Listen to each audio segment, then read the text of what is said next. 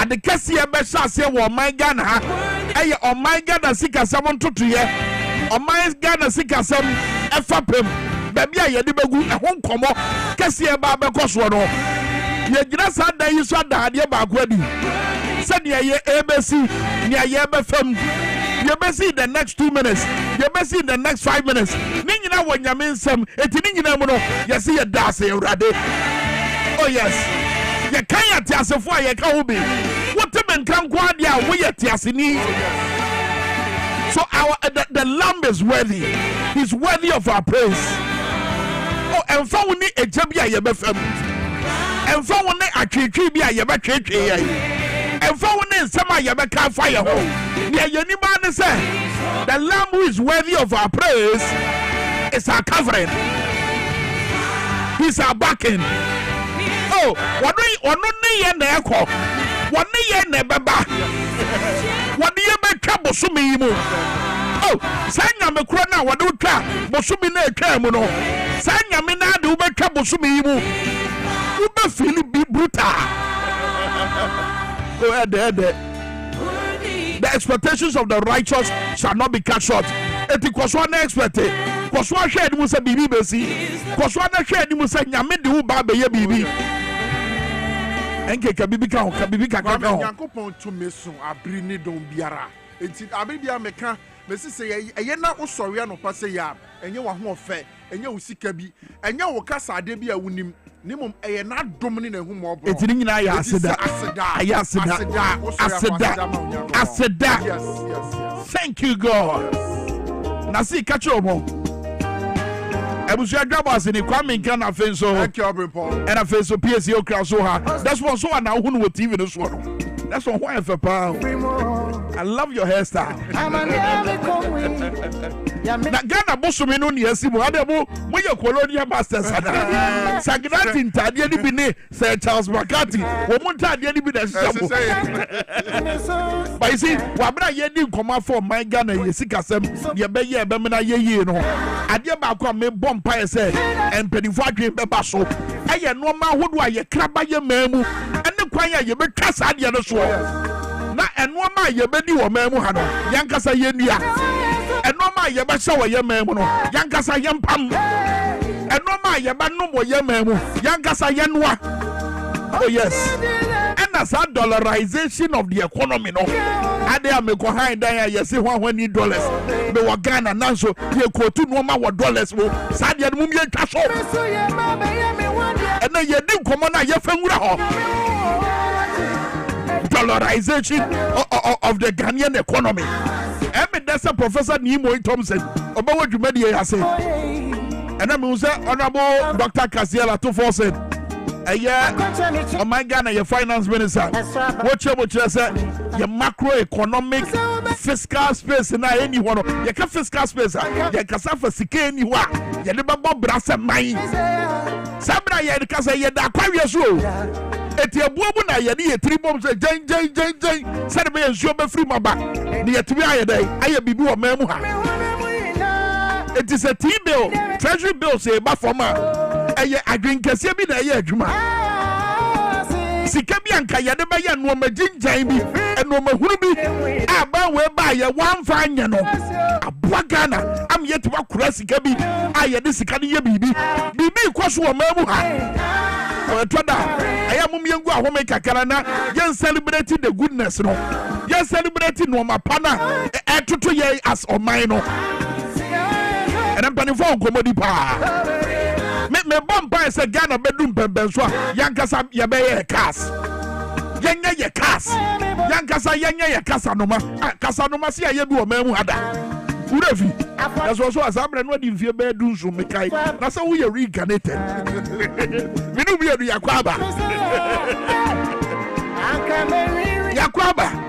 Mr. Dear Casanoma or Memoir, Casanoma radio, ye bo memoir. A TV class and ye be. A daga ye be. And the first to cria agriculture should be the center of it all. It must be the pivot that will drive this economy.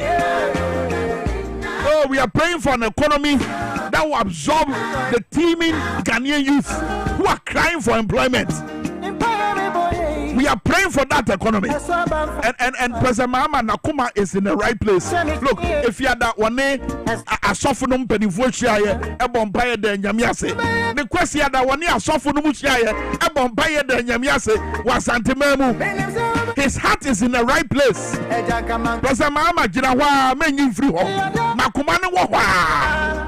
Na deɛ me ya ɔbenempɔn ɛne sɛ saa da yi a yɛba bɛdwendwe ɔman yi yɛ sika sɛm ntotoyɛ ɛne ne yɛbɛyɛ a yɛbɛyi yɛn ho afiri saa mena donkodonko yi a akufo ado ne bahomia mo ɛne kɛnofori atɛɛtɛ akyire ɛde yɛto mu MPP aban de yɛto mu no MPP kuro yi a saa da yi o wɔn nso wɔn ba abɛkyerɛ ɔsɛ yɛ n'ase.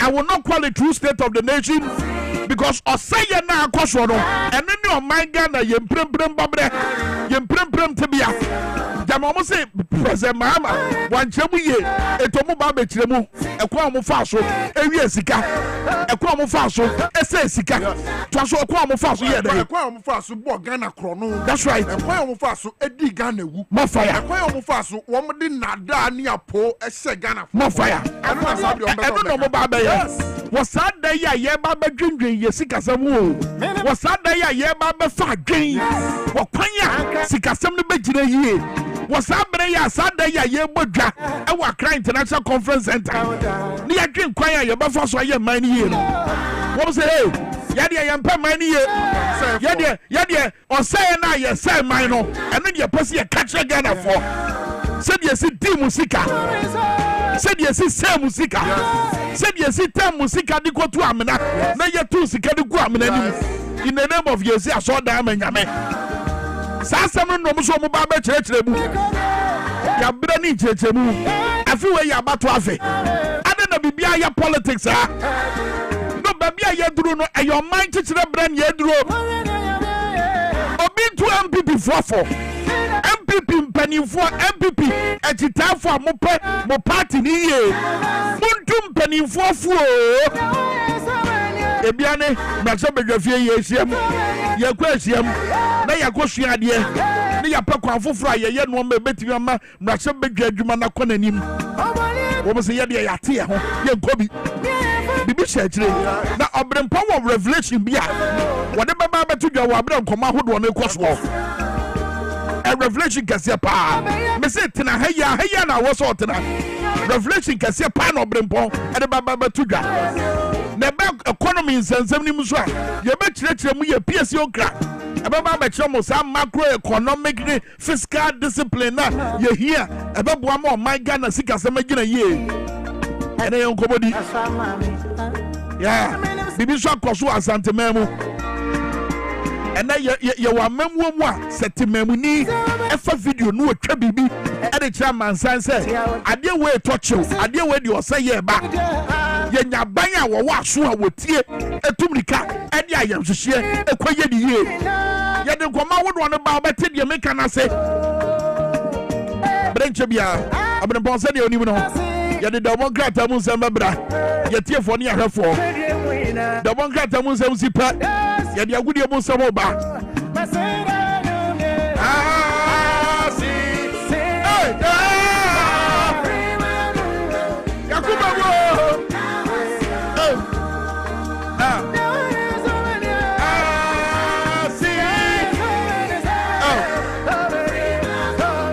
from the depth of our heart, we are grateful to you, oh God. Emmanuel Owusu is grateful to you, God. The producer, Emmanuel Owusu, executive producer. And funny enough, we are in the same month with you. Me busumi wemuna. Me ware me yena I feel you be this year will be 10 years. So Dwabo Ase for the year ware match.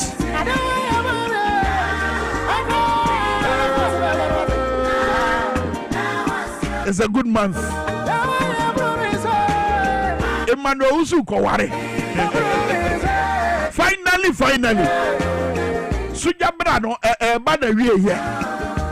There's also an himself feeling around this time. Around this time. that feeling, It's Iba Yata, who does for all my tips.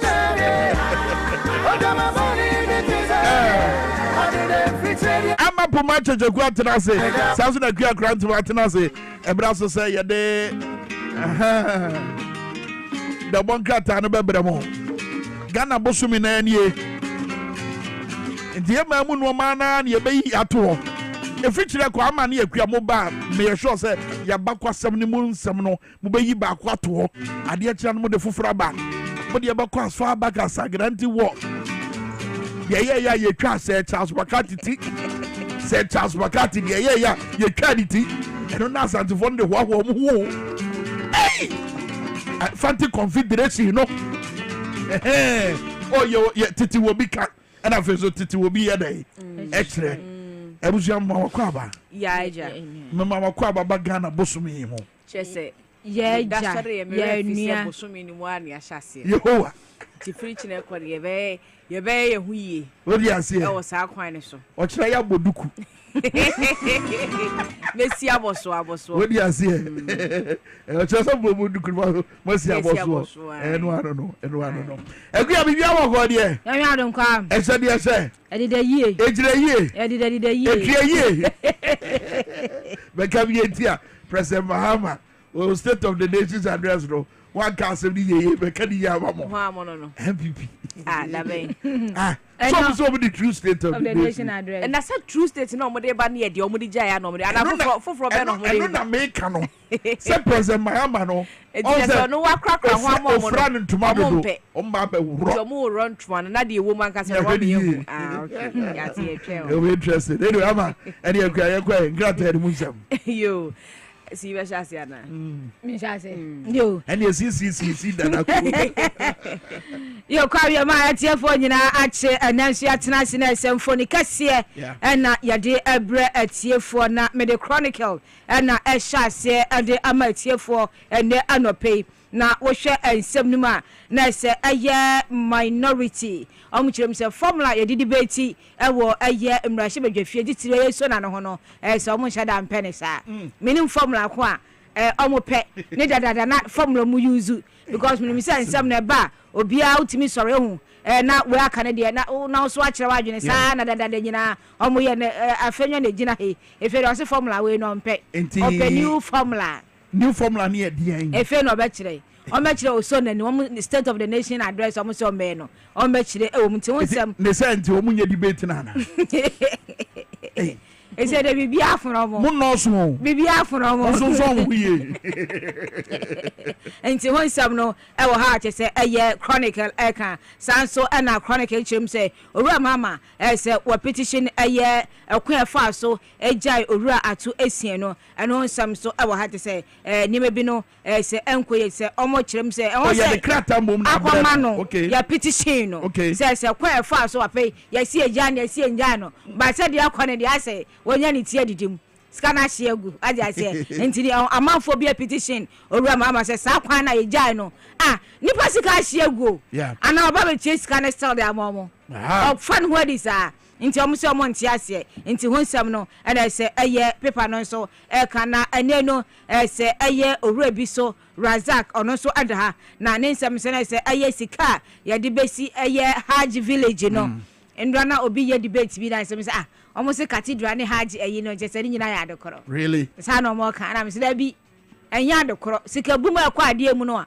mo de mo ya koro na sika no mo de si bibi koro nka me fa say bia moye ba hwa mo da ho ba me tese obi say I think say Felix for Sukwachi na ka say enyo man ni sika na ye de bechem village Hajj village no nti I want say ba nipa bi I said da bo sa jandam na mo de tin tam ha nti I want some so eno na Kwame atoa so a na maame Sofia Ekufo nso agina ha na mo kiremo na say ne companies bi ni ade bi na say ni paper so mo fa so na omode extract no nti wonsam no na say paper no so de eba ababetudwa ene towo wo say wo mo betu afam agudie ti say companies akese no omo sisi yai okay wo mu sisi yai enti ho nsem ye chefa no mo fa maye no man be fa what the 10% yeah there 10% extractive industry no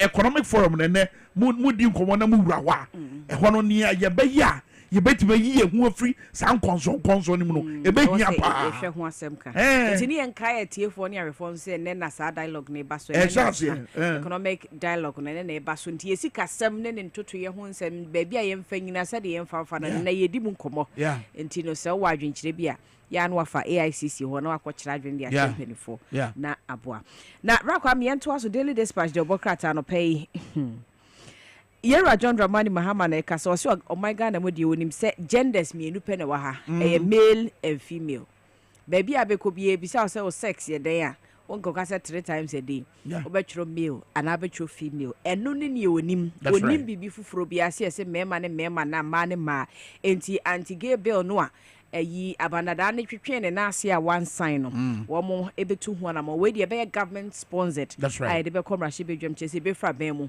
e na commercial bedwam na ewia ye de betu na pono so ayetu ho na mo in fact de be ne say no be po am obi ehunu say eye aban na pede e so opeso ye enti eno so nkomodi be daily dispatch na pe wodi mu asem aba na watwa fo ni mienu de ato a nipa bi no mo kasa MPP amanyoko ni ntwa wo mo di ye no ebi mo se ba o mi ye de ne ba ye ne ma wo mo lusu ye ni ade na MPP guru ba ko no kase wo se enye ne sa ho na emum ekufo ado ho ayi ne de koso aba omia so esan se won ba ya 8 years no so na na edi hine ho ne mampani na ho na bo ba omia mo da de so so na chi sesei enti no ayi ekufo ado ho musuo ene e de akoso aba omia denial so makoy research bi o edi ehun sunsuanso na ba na research no nipa dodo no ankasa ye mu no kire se akufo ado na ebusua family and friends wo mo ana na ebu man no cannot be insulated Baumia is part of it nti no eno ho ensema no pe dispatch de obokra when the economy is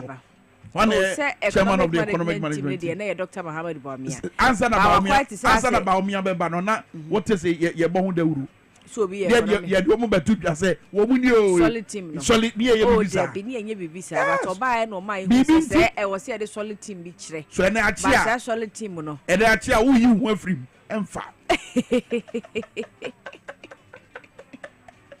Quoting calibers emfa it's brand we dispatch the workers at the other pay what they buy no anti yanko yo na yamfa daily graphic no so emfa to aso ne Bank of Ghana and so anadi kokko bo e ba say oko bank say bia ko usika na ko transaction bia ya se photocopy Ghana card ko ne fabra na no so omunjai so mo ye photocopy e wo banks ahodo e dey no mo de be ye ko wi a yachi ade na betimi aba enti wonsam nom se omunjai na eno wonsam so e wo ho sa so na 32 years a Ghana ehemra hye bedwadwumadi ase no enya de mo public interest committee enti wonsam no e wo se e daily graphic so e de abetudwa sa so na daily graphic a chim sai T-bill treasure bill no se rate no a drop ni nyina ne say aba no ayen hye say dia domestically omo bobo sia no omo twintwan so ati ase enti say yade a interest rate no say ebetimi a drop enti wonsam e wo ho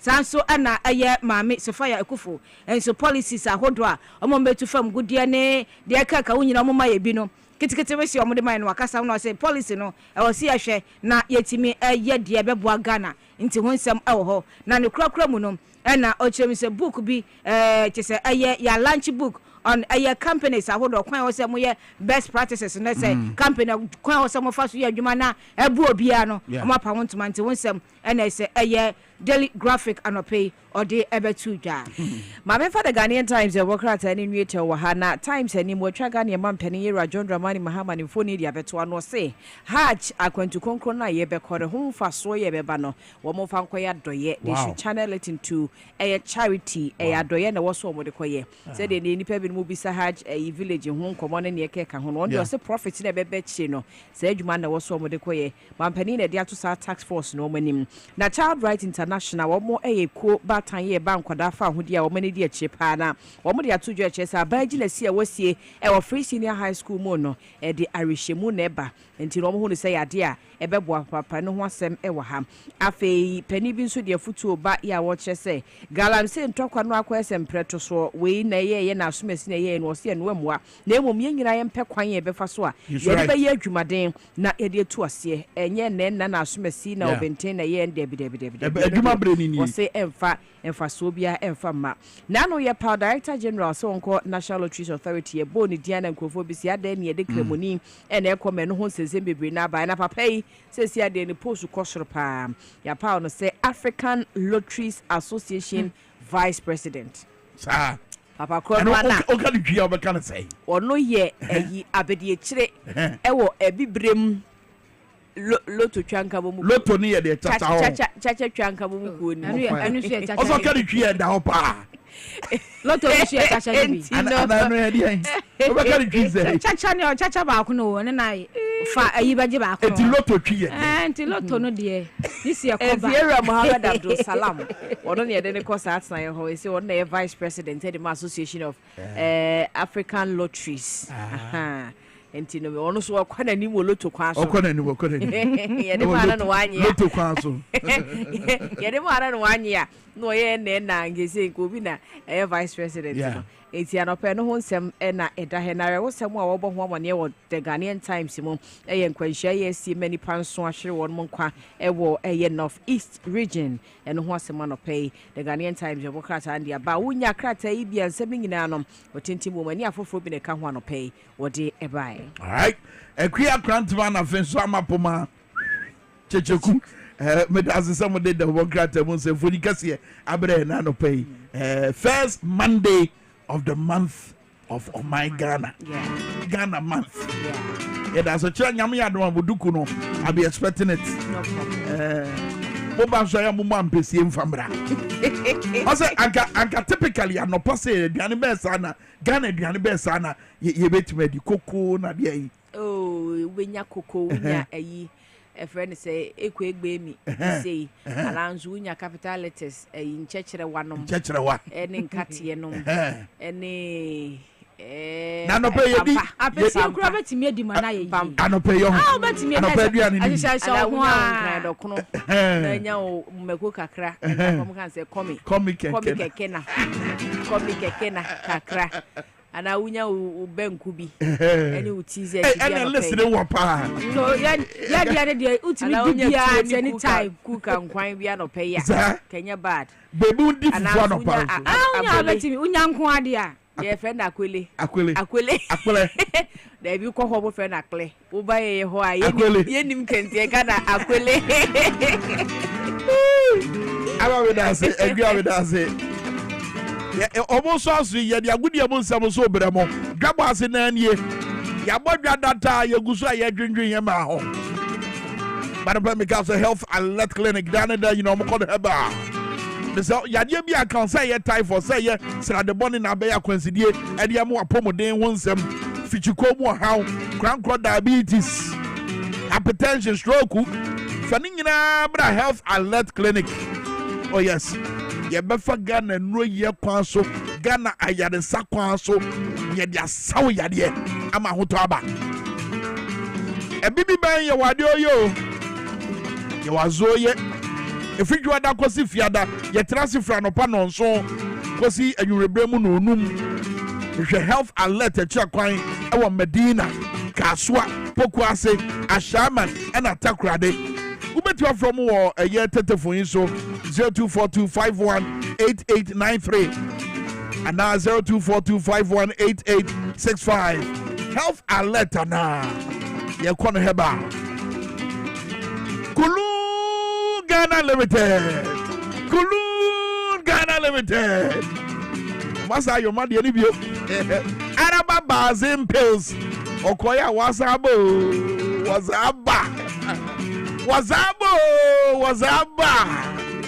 Aye pinso Araba Bazin pills Sadro na mani nyina ti ano mani age Fichuko mu haw e dia mane na nam o e den sa no bo na nam o e dia paniesie na nam Emma moye mmerɛ wɔ mpam yie. Emma mo hwehwɛ ba aso obi de credo ade abeto wa wodiem. Wodia ne Araba Bazin Pills. Araba Bazin Pills. Yeah. Emma ye obesi man kasa. Uko Jukat Pharmacy work aswa. Tigo office on Sabaka Biato. From a first pharmacy work aswa. Unicom Chemist on Malam Junction. Also chemicals wa Dabraka. Ekus Pharmacy wa Shaman. Pharmaceutical shops I would go Kaiji drag lane na but would on Sabaka Araba Bazin Pills Biato. Araba Bazin Pills. Kulungana Limited Diama. Woman Diaba. Jomacha kwa easily go on a Champion Junction. From 0244 139 176 0244 139 176 and 0204 139 176. Uber to be short from 027 4139 176. Kulungana Limited Adrono, your friend Araba Bazin Pills, a drum now your basima. Well, a brasso, a good able somebody fund your better say on a beautiful Monday morning. First Monday of the month of March. Yeah, March yakwe nim. Fund your crab, Bibia Bokwadie. Back on be a fantastic. We come first Monday of the month. Yeah. For African month, and I say Ghana month. Ghana month. Omo maka no omo independence no bosume foforo. Ana your maybe a we bibi member no so independence celebration all month we want. So far we know Ghana so far Ghana na me say 8th of March. Next Ghana Symphony so and o catire o man nyina Ghana our country is free forever. But as at now there you won't say His Excellency John Dramani Mahama very certain free for our country being free SCP na we be a conkind starting from the sports sector we be a conkind from my honor fire nante. All right, Kwame, it's be a career with Samuel Sagudo, Siabaro, say Power Morning Sports on. Yen Shetney found somewhere our Dwabo Ase Jumedi say Power 97.9 FM TV XYZ and Gusa Ocean Kamaka someone a dross when they can edit and Rebecca Amamusu wait me at TV Kamaka and then a baby room on him said the Blasters of Ghana Ejna Kona said World Cup 2026 qualifies Numienu I have a book Kamaka don't seminar and so mount. FIFA etimi ayi referee so medi match and afa be a matches nyina ebe cause de ho sem elema saso na ebe wurem enso akopie mu na de ho sem kakra no e de ama e wo show ni so na yen shesera say na yen fa mo so say Roger Emmanuel the sportsman and afa Justice Ebotela the Iron Boy ebo machidom say producers na matena say na pembe sem no Ebrometin I'm trying to praise himself F to the A and DY foundation sana say ya ne akopie mu the senior national soccer team the Blasters of Ghana is member and it say unum say nyame ya doma this 21st of this month yeah they say Blasters of Ghana ejina kona na say regina 2026 FIFA World Cup because so US Canada and Africa Mexico no ho ensense so aye say Blasters of Ghana betima bo more than wetimi qualify akopie way match day 5 and a match day 6 ho ensense so aye de ho 7 brother match day 5 no group I no they say Blasters of Ghana share chat and so ho no no because so Accra Sports Stadium and they said the FIFA etimi agia to say Accra Sports Stadium ho and some match no enko so ho ne so man Ghana betimi upon home more than qualify e dey akwanim enso e ho dey okoshe group ne dia dey say Ghana and dey toso mienu okra 9 points enso e ho na kwa anase omaya odi kan na omtien e boy e kaba kwa yentimi antimu no enso e ho no de ho nsem no e ma e wo show no so na onim se refia empenifo ato no anase eyi no so no ene so ma medi boro emfa man e bobo kwa anase opinion ne din e dey Ahmad ono ana mpedifo no Libya na ya point no so no na embrade so megine mu non to buy enje buy and from nyame ya tuma 21st ya ana sa match no enso baso na owia na ato so enso e de akodia na se okopie mu a nyame ya to a 24th ne Monday no na match ba kono enso aba so no ye ne Madagascar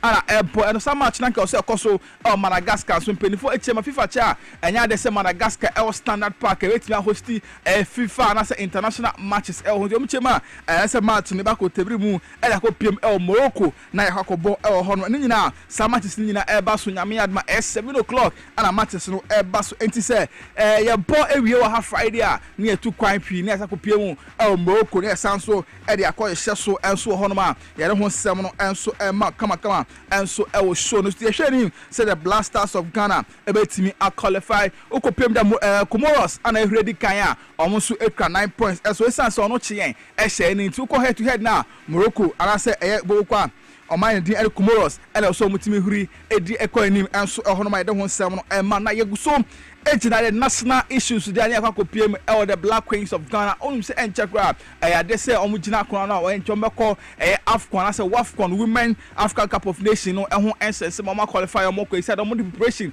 and 2009 order omutimi ekobo friendly match omo ni Morocco for ele ko boy wi ase na Morocco ashobe ka ba kwa omo ntimi ensim adabraka sanso and I just na ko bo match ba ko ne Raja for enso ebebo so no ma ankoye masa match no amba so entegina so ama new coach at the Black Queens of Ghana obi an din Eric Kim Lash no they say upon home more so be share na wetimi organize a man ye na preparation bi a etimi akoso se na be ya nyame ya to no so mkopiem June July onkopiem Morocco a wafon na no metimi obon home tin na ometimi akomanim enso hono ma de ho nsem no enso ma e wo show no so na they say I say coach Kim Lash etimi ekopiem Sweden a they say ono nyina aproba oko da hwehwe se obetimi a hye ne team no ho ma ombebo mo ho moten abo na nyame ya atoma bibia etimi akonkan na baba wa otimi ko ne nchen ekohwe no baba ne tin de Sharon Samson no enkan no si aka onu say they say obesi akan de ama oman Ghana Black Princesses for no enso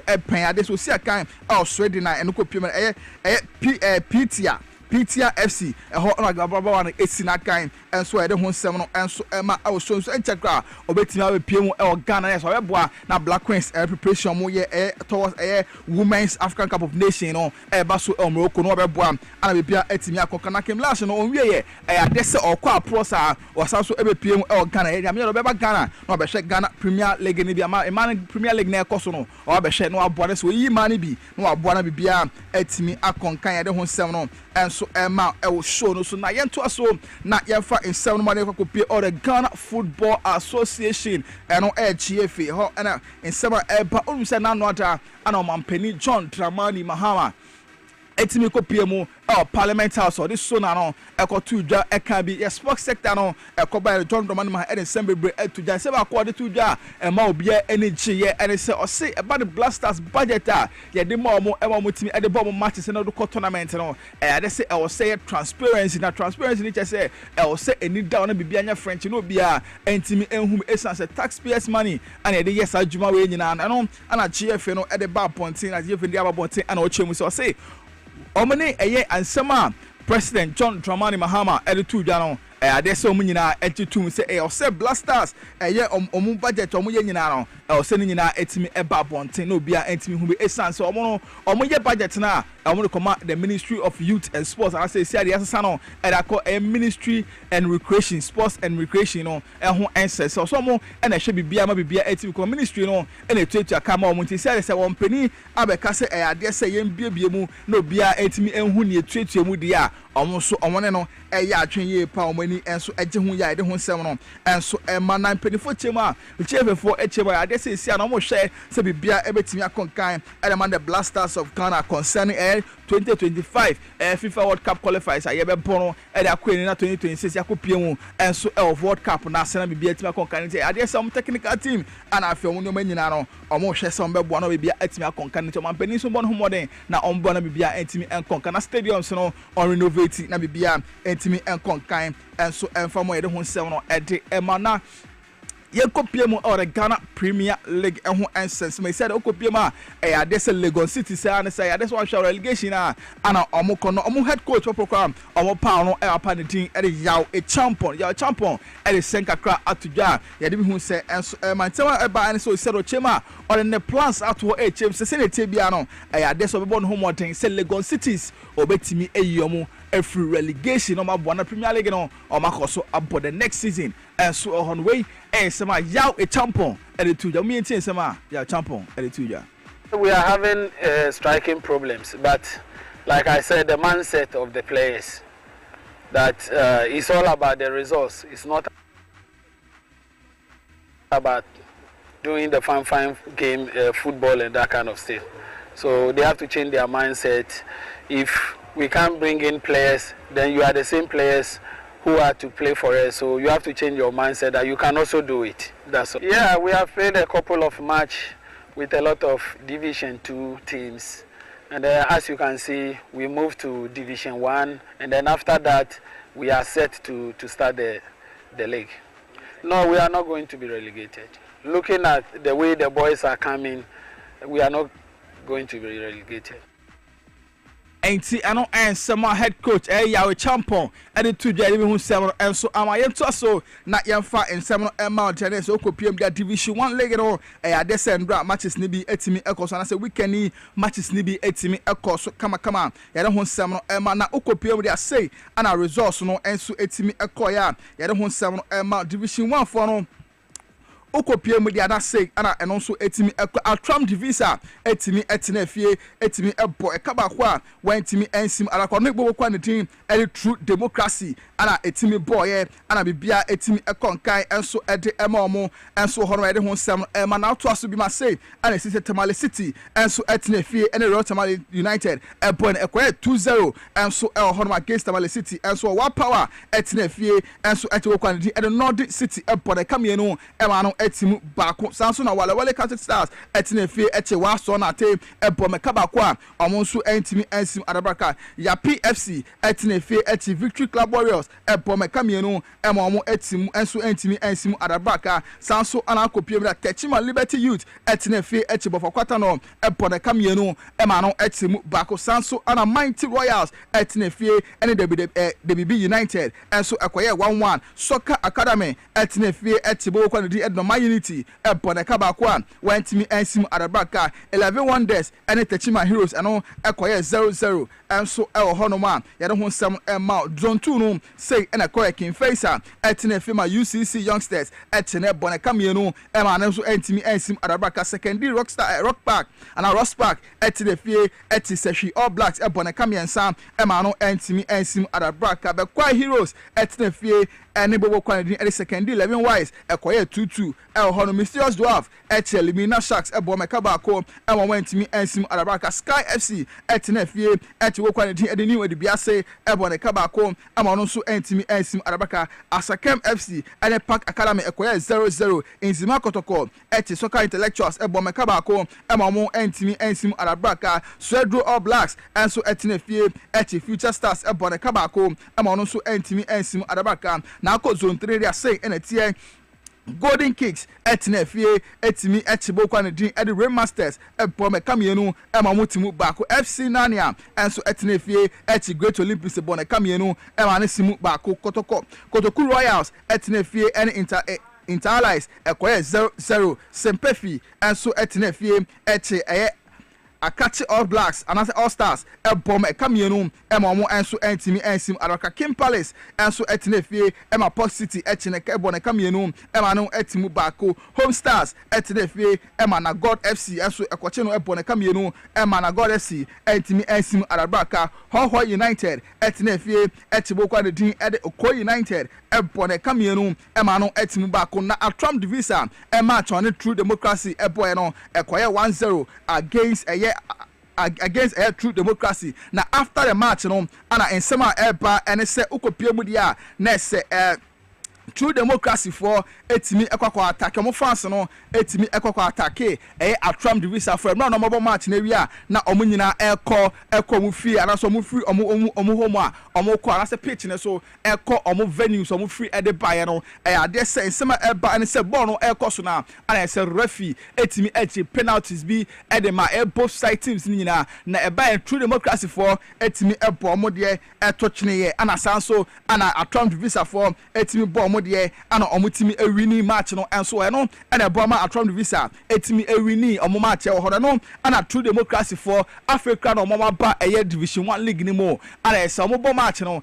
ase mpenifo chema ase normal answer ankom de say atram visa for omatimi ewini omo ntia de say atram visa for eko omo fie mo na so omo ko omo club house no ana ate say true democracy for supporters for etimi ekotwa omo na so omo to show omo so ebo omo glasses to ade kontiba to mo ede bo omo basis mu ema nyoma ankoye amfa mom enso elho na unim say ukopie mo de atram divisa ukopie ma na say communications and protocol manager for atram divisa sporting club and academy panedin ede nana prempe the British man ade say Saturday no yene no etimi edin komo e wo show no so a otoche mu e kire ye nyoma e course opa ne koya e ma santo ko ba nyina etimi e buy British man nana prempe ede same say ede tu edwamai the visa all matches all Cuba it's the host team free democracy for no match it was a beautiful football game no produce just ago na far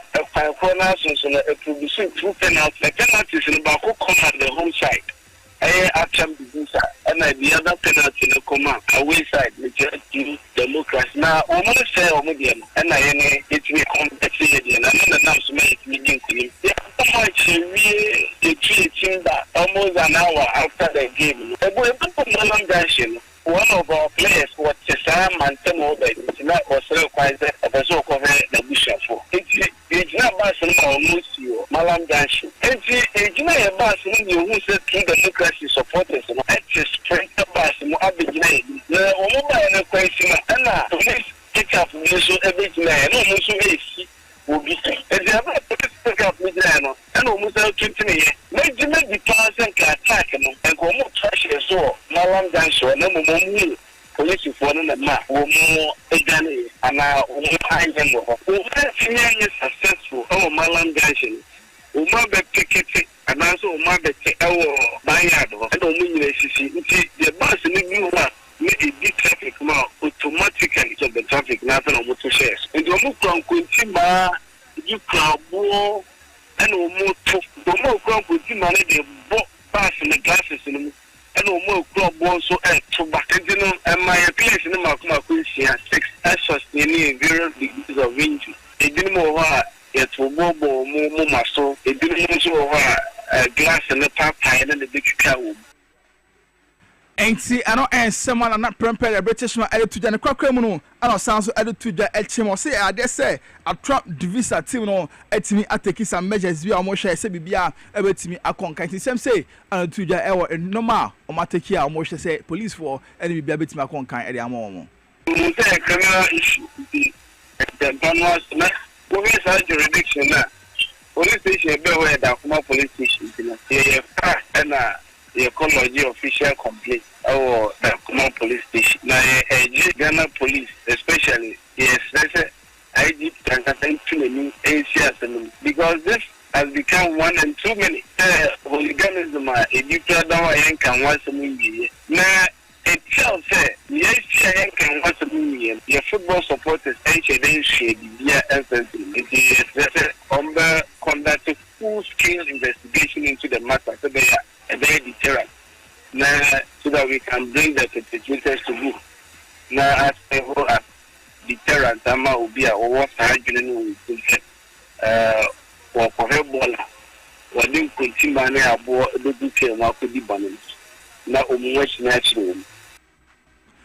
Enti we sema course so nanu anta Friday ewo Division 1 League Trump Divisa and True Democracy for Entema de Honsem Emantano Communications and Protocol Manager Edema a Trump Divisa Sporting Club and Afe Academy Ura Nana Prempre the Britishman and a tenenka and so El Hona Yentua so na ye fan 7 and copium El boxing and so Akachi Unim Sen another Saturday and Friday no Friday night in the next nina El copium El Accra Sports Stadium Wisdom Boxing Promotions and a team a hosty boxing tensionate pa and so our Accra Sports Stadium ya don't 7 na boxing the dia net that's so say blood sweat and tears and a team a course so kama boxing no fantastic be home and DJ eba ho kama as a Wisdom Boxing Promotion form on bom ho modern ye pa e ma nyoma a team e konkai na ohwemu dia na say and see e koyo mom si akai no main bite and as a main bout no say and no a team e koyo na so kopiem dia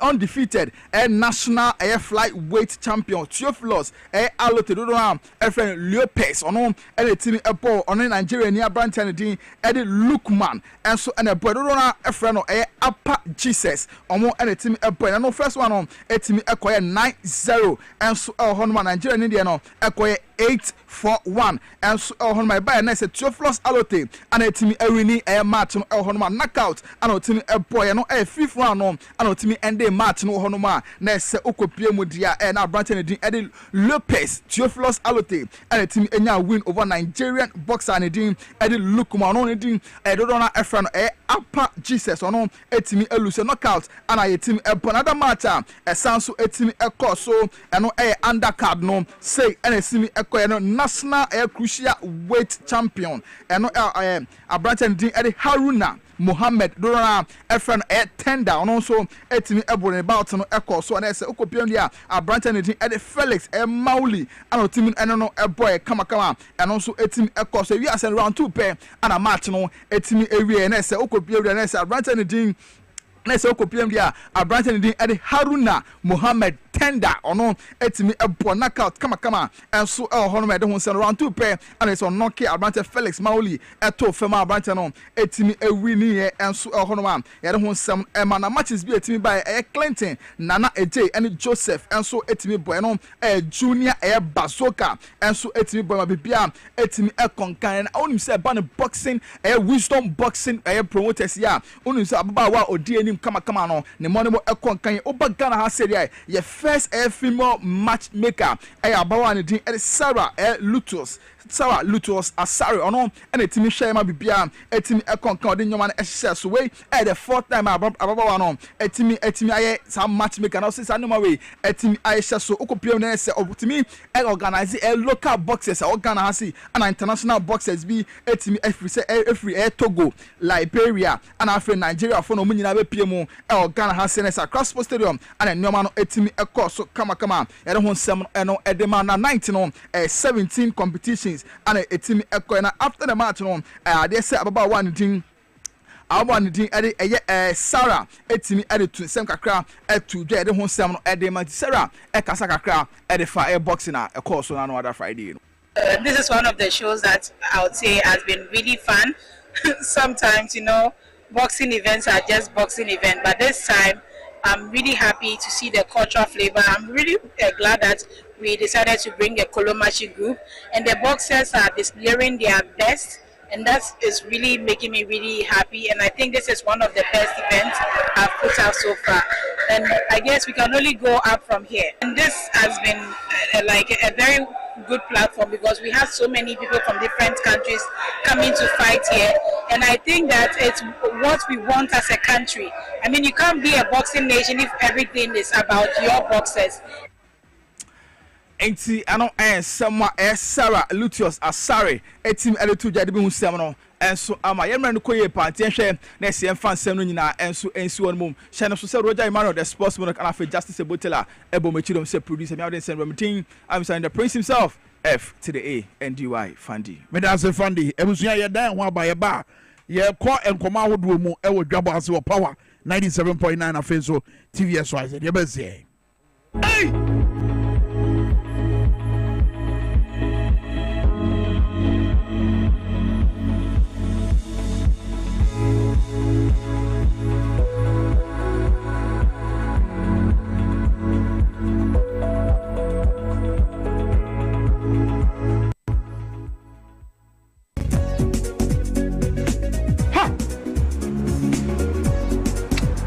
So there's some local fast food.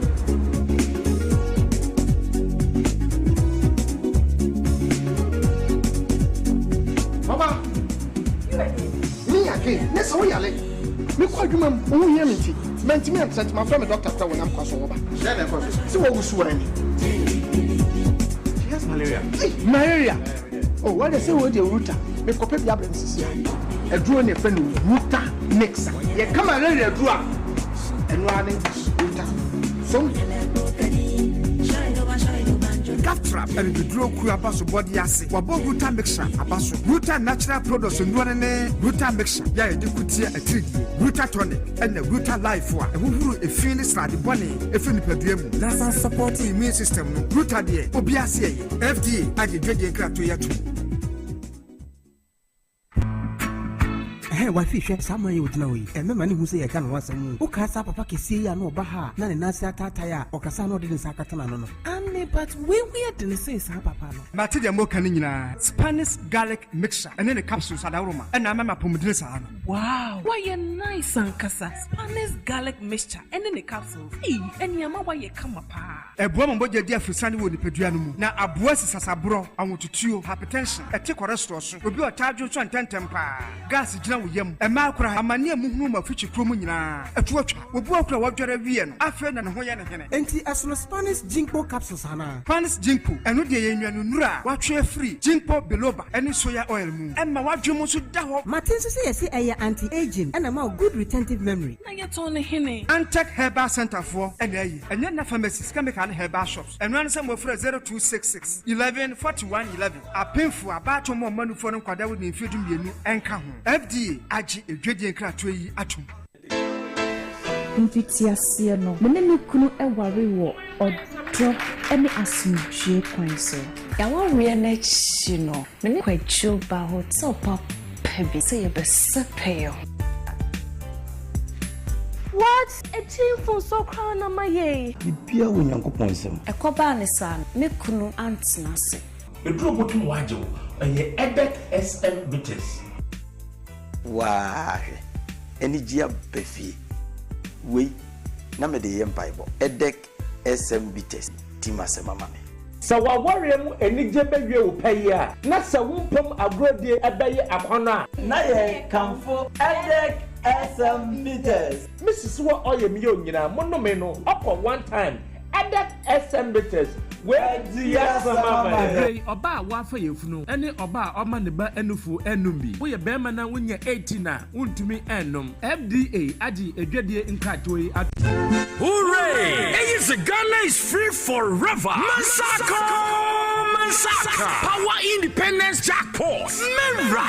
Power Mega Jackpot Independence Day. Special day or Sergeant for Dr. Kwame Minkah. Yine kukudama what from on the big set. What's the independence? The Ghana our motherland. Ghana ye free forever. Massacre.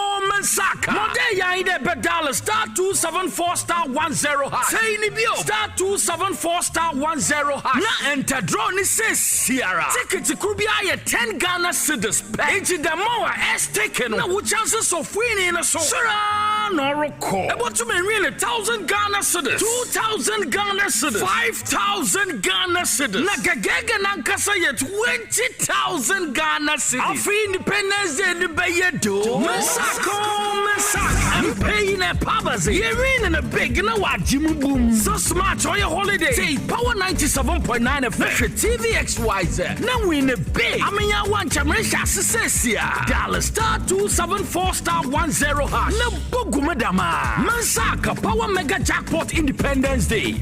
Charlie Obedo. Messi menananu. A group passa.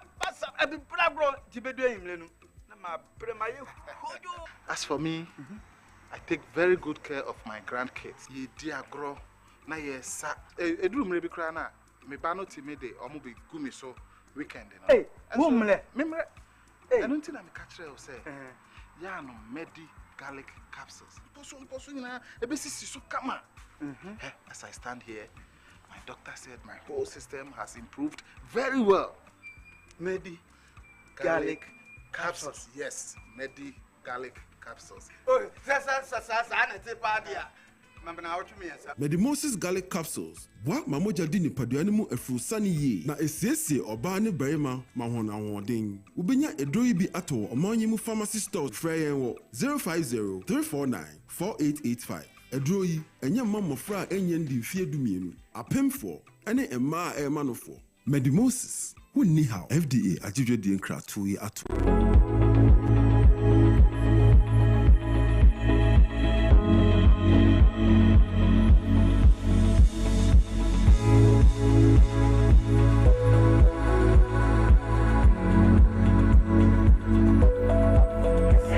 Well, yeah, then come out with Bremo.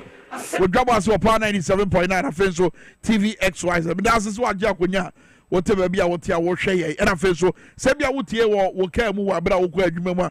But sorry, I was in it here. Have you said, and now you da a here power, my Ghana. About what some of his beans either. Say ya to Obama man penny for front, no ba. Now, what about to Proyane Kankai? Any Sikasama in the Sia. Ajia go. And that's what cranny ho. No, so no, mean Traonka say, Minkah my palm for yen ye wa draining yan say what we are seeing na. Say Yakosa said ye go, contour more ye diacosie, a diaby 20. Now ye ginaso the artist mine no. Member Jamum, na my framan sign, a beam for him the four. Ghana for Amomo do Mokakrawa, and your marcus in Aba. I drink Tremu. Ni atwa to a drain walk kwanya. Yen nyina say ma ye be ye ho free eye enkonson yimu bi si da na wa bra we kwaso no PSC ni enke obrimpon we na opposition na kamese ukọ America sabre yi adwen ni ye ne be ya ma man na ye yi o ukọ hwe Democrats na no hwe Donald Trump said you see kasa ne said you see ye no mana na wutie Democrats ne kasa da o madwen pon nyina ne say ne ye be ye be boa ye man panyin no said be ya ne kasa no nkofa kasa ntwie bi nkofa asem bi emre ye man no. That is the thinking. Ba ba ye man mu a emre bi abato beba na wie ye bia no. We are looking at the next elections. It is a sad bana ne ya na amanyoko ne ta ye ne say ade bi aban no foforo no be ye bia no ye nka ncha mansan say enye said be ya omo ho no ebeba be ye hi na ye mbom ye ho abeya akono ebeye. That is the position. Me say no eyebeye edian beye asoko beye na appear say say na egusu ye nyuma see eyebeye free say yes. The fact that you are opposition no doesn't mean say abaya de bi obey bi criticizing next try say wo heckle government no eyebeye Kwame ya tro man mu ha ye 1 minute donko mo say light board 420 ye hwesoro ye nhusoro obiaba the Muhammad renew from 2012 about 2017 no ye nyina ye di adanse say sa ye wura Muhammad no enyo no sa se de no city first no enye sa na wotie sesei ye nyina ye hu say watutu ne niema tentem se de beya wo man no niema betumi akonkan and he's a president that takes responsibility tina no call parliament no asema wo kan ye ene se wo baaye no wo behwe nkrata mu no man ni sikasem na to ape aye basa chaka nemom no waje atum wona e mampanyi wo man be complain nemom no obeye ne se obebo no ho moden na ho odi mu nimdia nya mede amano no wo de bebo ama yesi kasema tumi atumpon eti wo na wo betena so 8 years na wasai wo man yesi kasem abrombosia finance minister abrobosia na ne bank data bank energy ho commission conflict of interest yakoka ya say Kenoforiata resign ewo ho na enye na japade enyo na 10% commission chese 10% commission nunti se Ghana ko bobosia 100 million na ojimu 10% commission akwame ikisika bebre enunti na bosia bodo no kon minority no at that time NDC for kan wansem say ediye be ko say mu mwantie muna mwasai o man na Ghana for hunu say ye njimi ye enamumom eti ya to abetia mo say mwasai o man no enamumom anya no ba be kase ba be dede kan nipa wo yo man ni ye ede kwasa asem no no fire abrempon Kwame na true state of the nation address by nation about year 2024 okay a true state of the nation address. For almost statement in two schools. Yes. Yes. And a senior by your 2024 MVP for. Yes. Kwame, Ghana for Chiro Magnewie. Na mi bisa PSC say sabre say ye ko kan say ana ye bebe tu mfuturo e de agu Ghana for nia e ye mfuturo no wan fa abi for some be true state of the nation address any problem na momra meka no kra nchire Ghana for say ye o ma ban no e de $58 million etu amna in the name of building a cathedral. Ghana nya so mfa so 1 Ghana cedi sika chichiri kro wo ma ban no $12 million echo Paulugu so mo kwa koye dam bepe me na 1 block. In fact about me friend no signature program yes omo ye wo no ye e wo not sabra no mpo ye disika guma yes yenye ye no no vice president won ye timem no na woni mpo si ye onko hwe so timi gitum ba ko ka wo ba bi si ye ne ya ne se ho no free and the money ya so that's a true kicker the money ya pa ni se Dr. Mamadou Bawumia sa potemo no free me tu me ya bunu ni se ba bunu tan German of German South wenti e first second tampota Chiman of Chiman South ni nyina no minim bibi akoso ho bia minim because me ya bunu ni so what I say eti wo free ho na abaya fasika twitwiri die kwa unim kwa mame mo boso ni yanko ya free Paulugu no a Kwame omo meka nche Ghana for true state of the nation say woman masisi adapa the then sanitation minister $43 million so fenti gatem odon got get here that circle ekosi sen eche sika ye ko mani fie what did they make a choice here woman na Ghana for me when say COVID buy ye no machine here go see airport now o kwa $100 o ba $100 sika say revenue say they generate the man na ye ko fa ye who company what did they make a choice here say sika no wen e mo ba frontier Ghana say sika no e fa e ka men ko akwa me say the wo ka no MPP for anka sabre ye e han no wo ma hunu reset wo ma hunu the His Excellency John Dramani Mahama oba be ye o man Ghana mu wa no anka wo munye kom no mu sua de wo munya no hu bi omunsa ye hunu omomobo de wo mo ye no mate so mo hu nipa kika se de wa MPP amma wo man Ghana abrase wo ni sika semu wo ne bobia mu na wo mgusu asan yese wo amemo ya babetina so ijoma ma ne NDC ombe heke wom ensem bia hu hia omo de befrefre no wo man hwe ni yi a ebedi mfie aye dumienu 12 years ansa na Ghana for ehunu say okay ye betimi ahwe si ye betimi aso MPP ahwe bi wa na Kwame wo matete wo man the money ya and say wo mo yes our true state of the nation address no on the day on minor yagia to your so say ye kwa kwotena se abodwa adwendwen ne ye ye desika menem for instance ne wo be true state of the nation's address na wa address issues fa on my Ghana ye mpremprem bobremu a mo ma che ne e ba mo adwen mu a mo hunu se ehun be hia ye se e be fa nipa pi e de akogu mampanya so ye ho number 1 number 2 mo ma che ne mo de sika bebrebe a mo je ye awo bosia bokwa so e be ye enche Ghana for number 3 COVID ba ye no emfaso de ye nya ye titiriu sika ye nya ye no mo ma che ne mo de ye yes ena feso ne to so bio kenoforiata ne company matamata ho no ana se bia ye ko bond market na ye ko bobosia wo be able to trans financial advisor no edi enti da mo hwehwe sa adwumakuo no edi enti na adwumakuo bebrebe awo man Ghana na so kenoforiata data ne ne banki ene ye sa adwuma no che yes come wo mo ma che ne ba ya enam so enti Bawumia na mo jitu mu se insurance guarantee mom de here bank guarantee you forget it na be ye kwan ye bie ba ye de to ho ama yes ebe pu my Ghana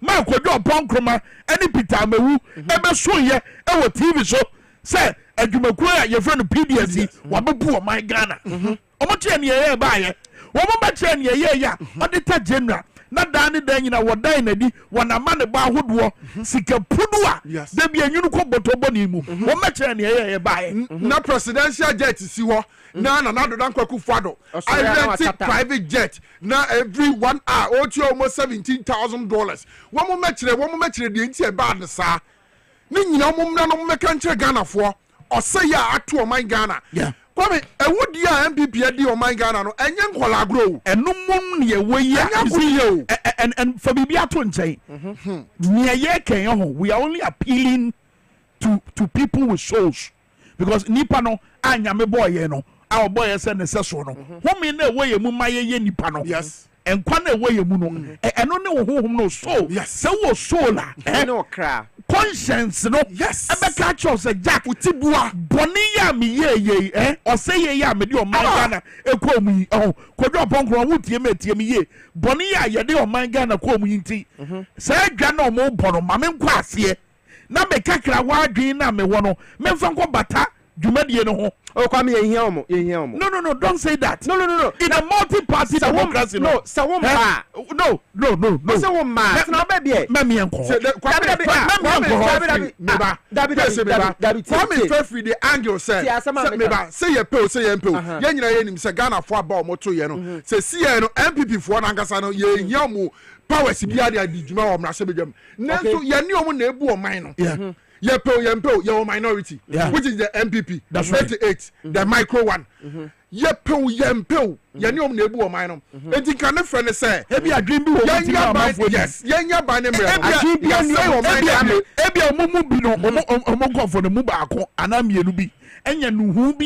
adebia na ka wo so mo ya o manye no obeti baba be cheche yes amina damana ebia amina nta ebia abina sewa se asare anan hwan ebia mo cheche mu no beti baba ya hunu bibi stika na ase hwan stika family they are following party orders bra me ba da mo di party orders amina dam ana se abron se asare ana se stika bodi hwan kenovriata aputo anaba umia namu apu anananado apu tasa okay na kwa me omo promani ya state of the nation na mo Ghana no 8 years amobae ye disikasam ni bibia ahyamonsa etimu osikasam ho tutu ehu nyansa anka mo say Ghana economy ni sa be na me so mo ma mo njai obi akra hia mo nyansa be na wo mu trim wa PSA no be na Felix Fosu kwache the honorable minister of state in charge of urban communication nanu ya okotira Samson Ladia ye na anim e kan wo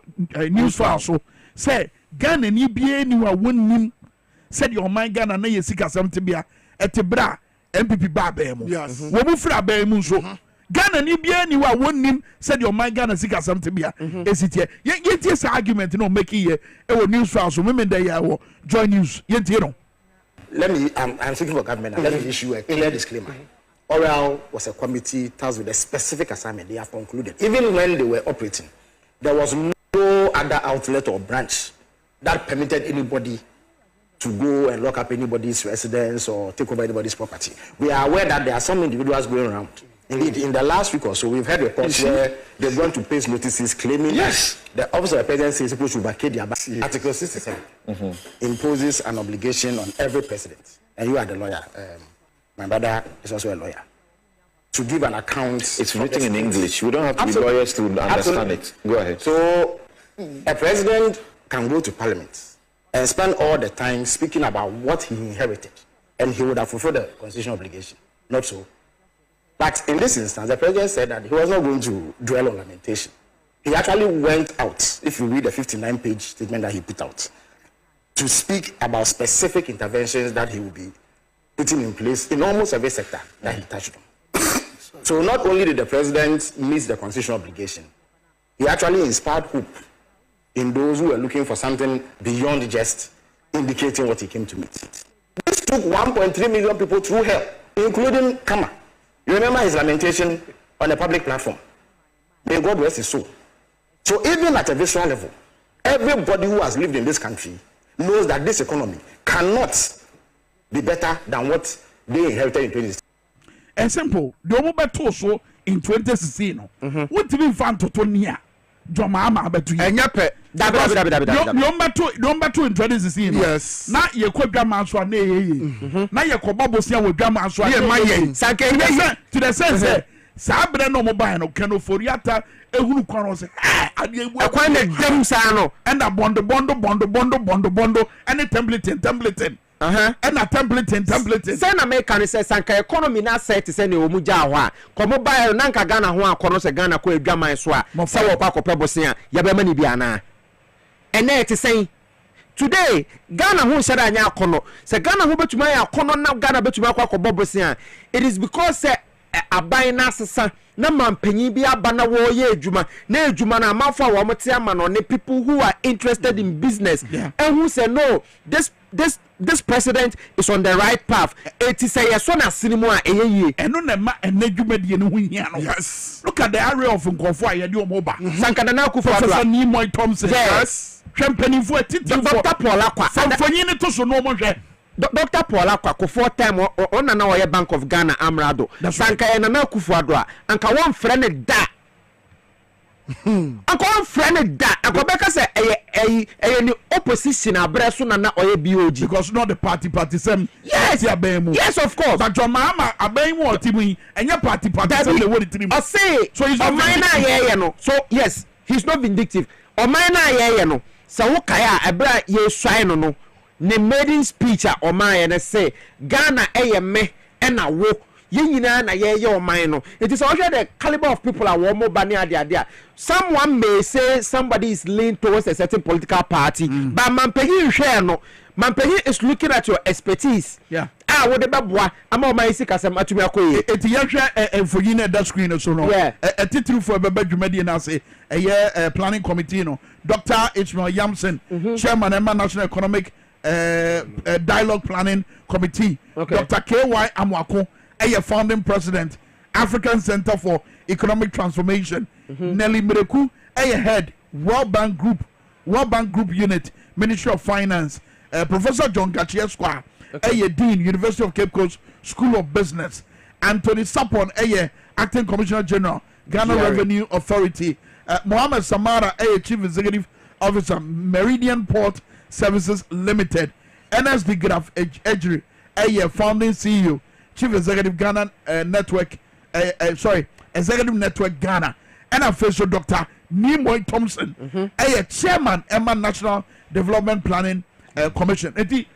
Eti force ano and eba dwumadi we ami abere kwan ya ye betiba sese o my Ghana ye sika sem fapem titiriu said ye see over depending on imports account be na ye see di na ye mre no so said ya dade dan nyina ye kra no ma efri amanone na dade dan nyina no ne ye dan no ze coat ye shawi any shirt ye shani we nyina ya brofo no ma ba garment ye shami ye Ghana garment beru kwa ya sase frem ye di be fi China ba. Okay, so and for the past best 3 weeks and as 4 weeks no the Minister for Trades and Industry Bakubi so kan and agribusiness and agribusiness mame ejare ofoso ejare Elizabeth was starting a kotobia one textile company say wo kruma no woni o mu hyehyia na no say yoko Commander Sugar Factory ekoko hwe say Ghana ha yem fidi nyuma hodo no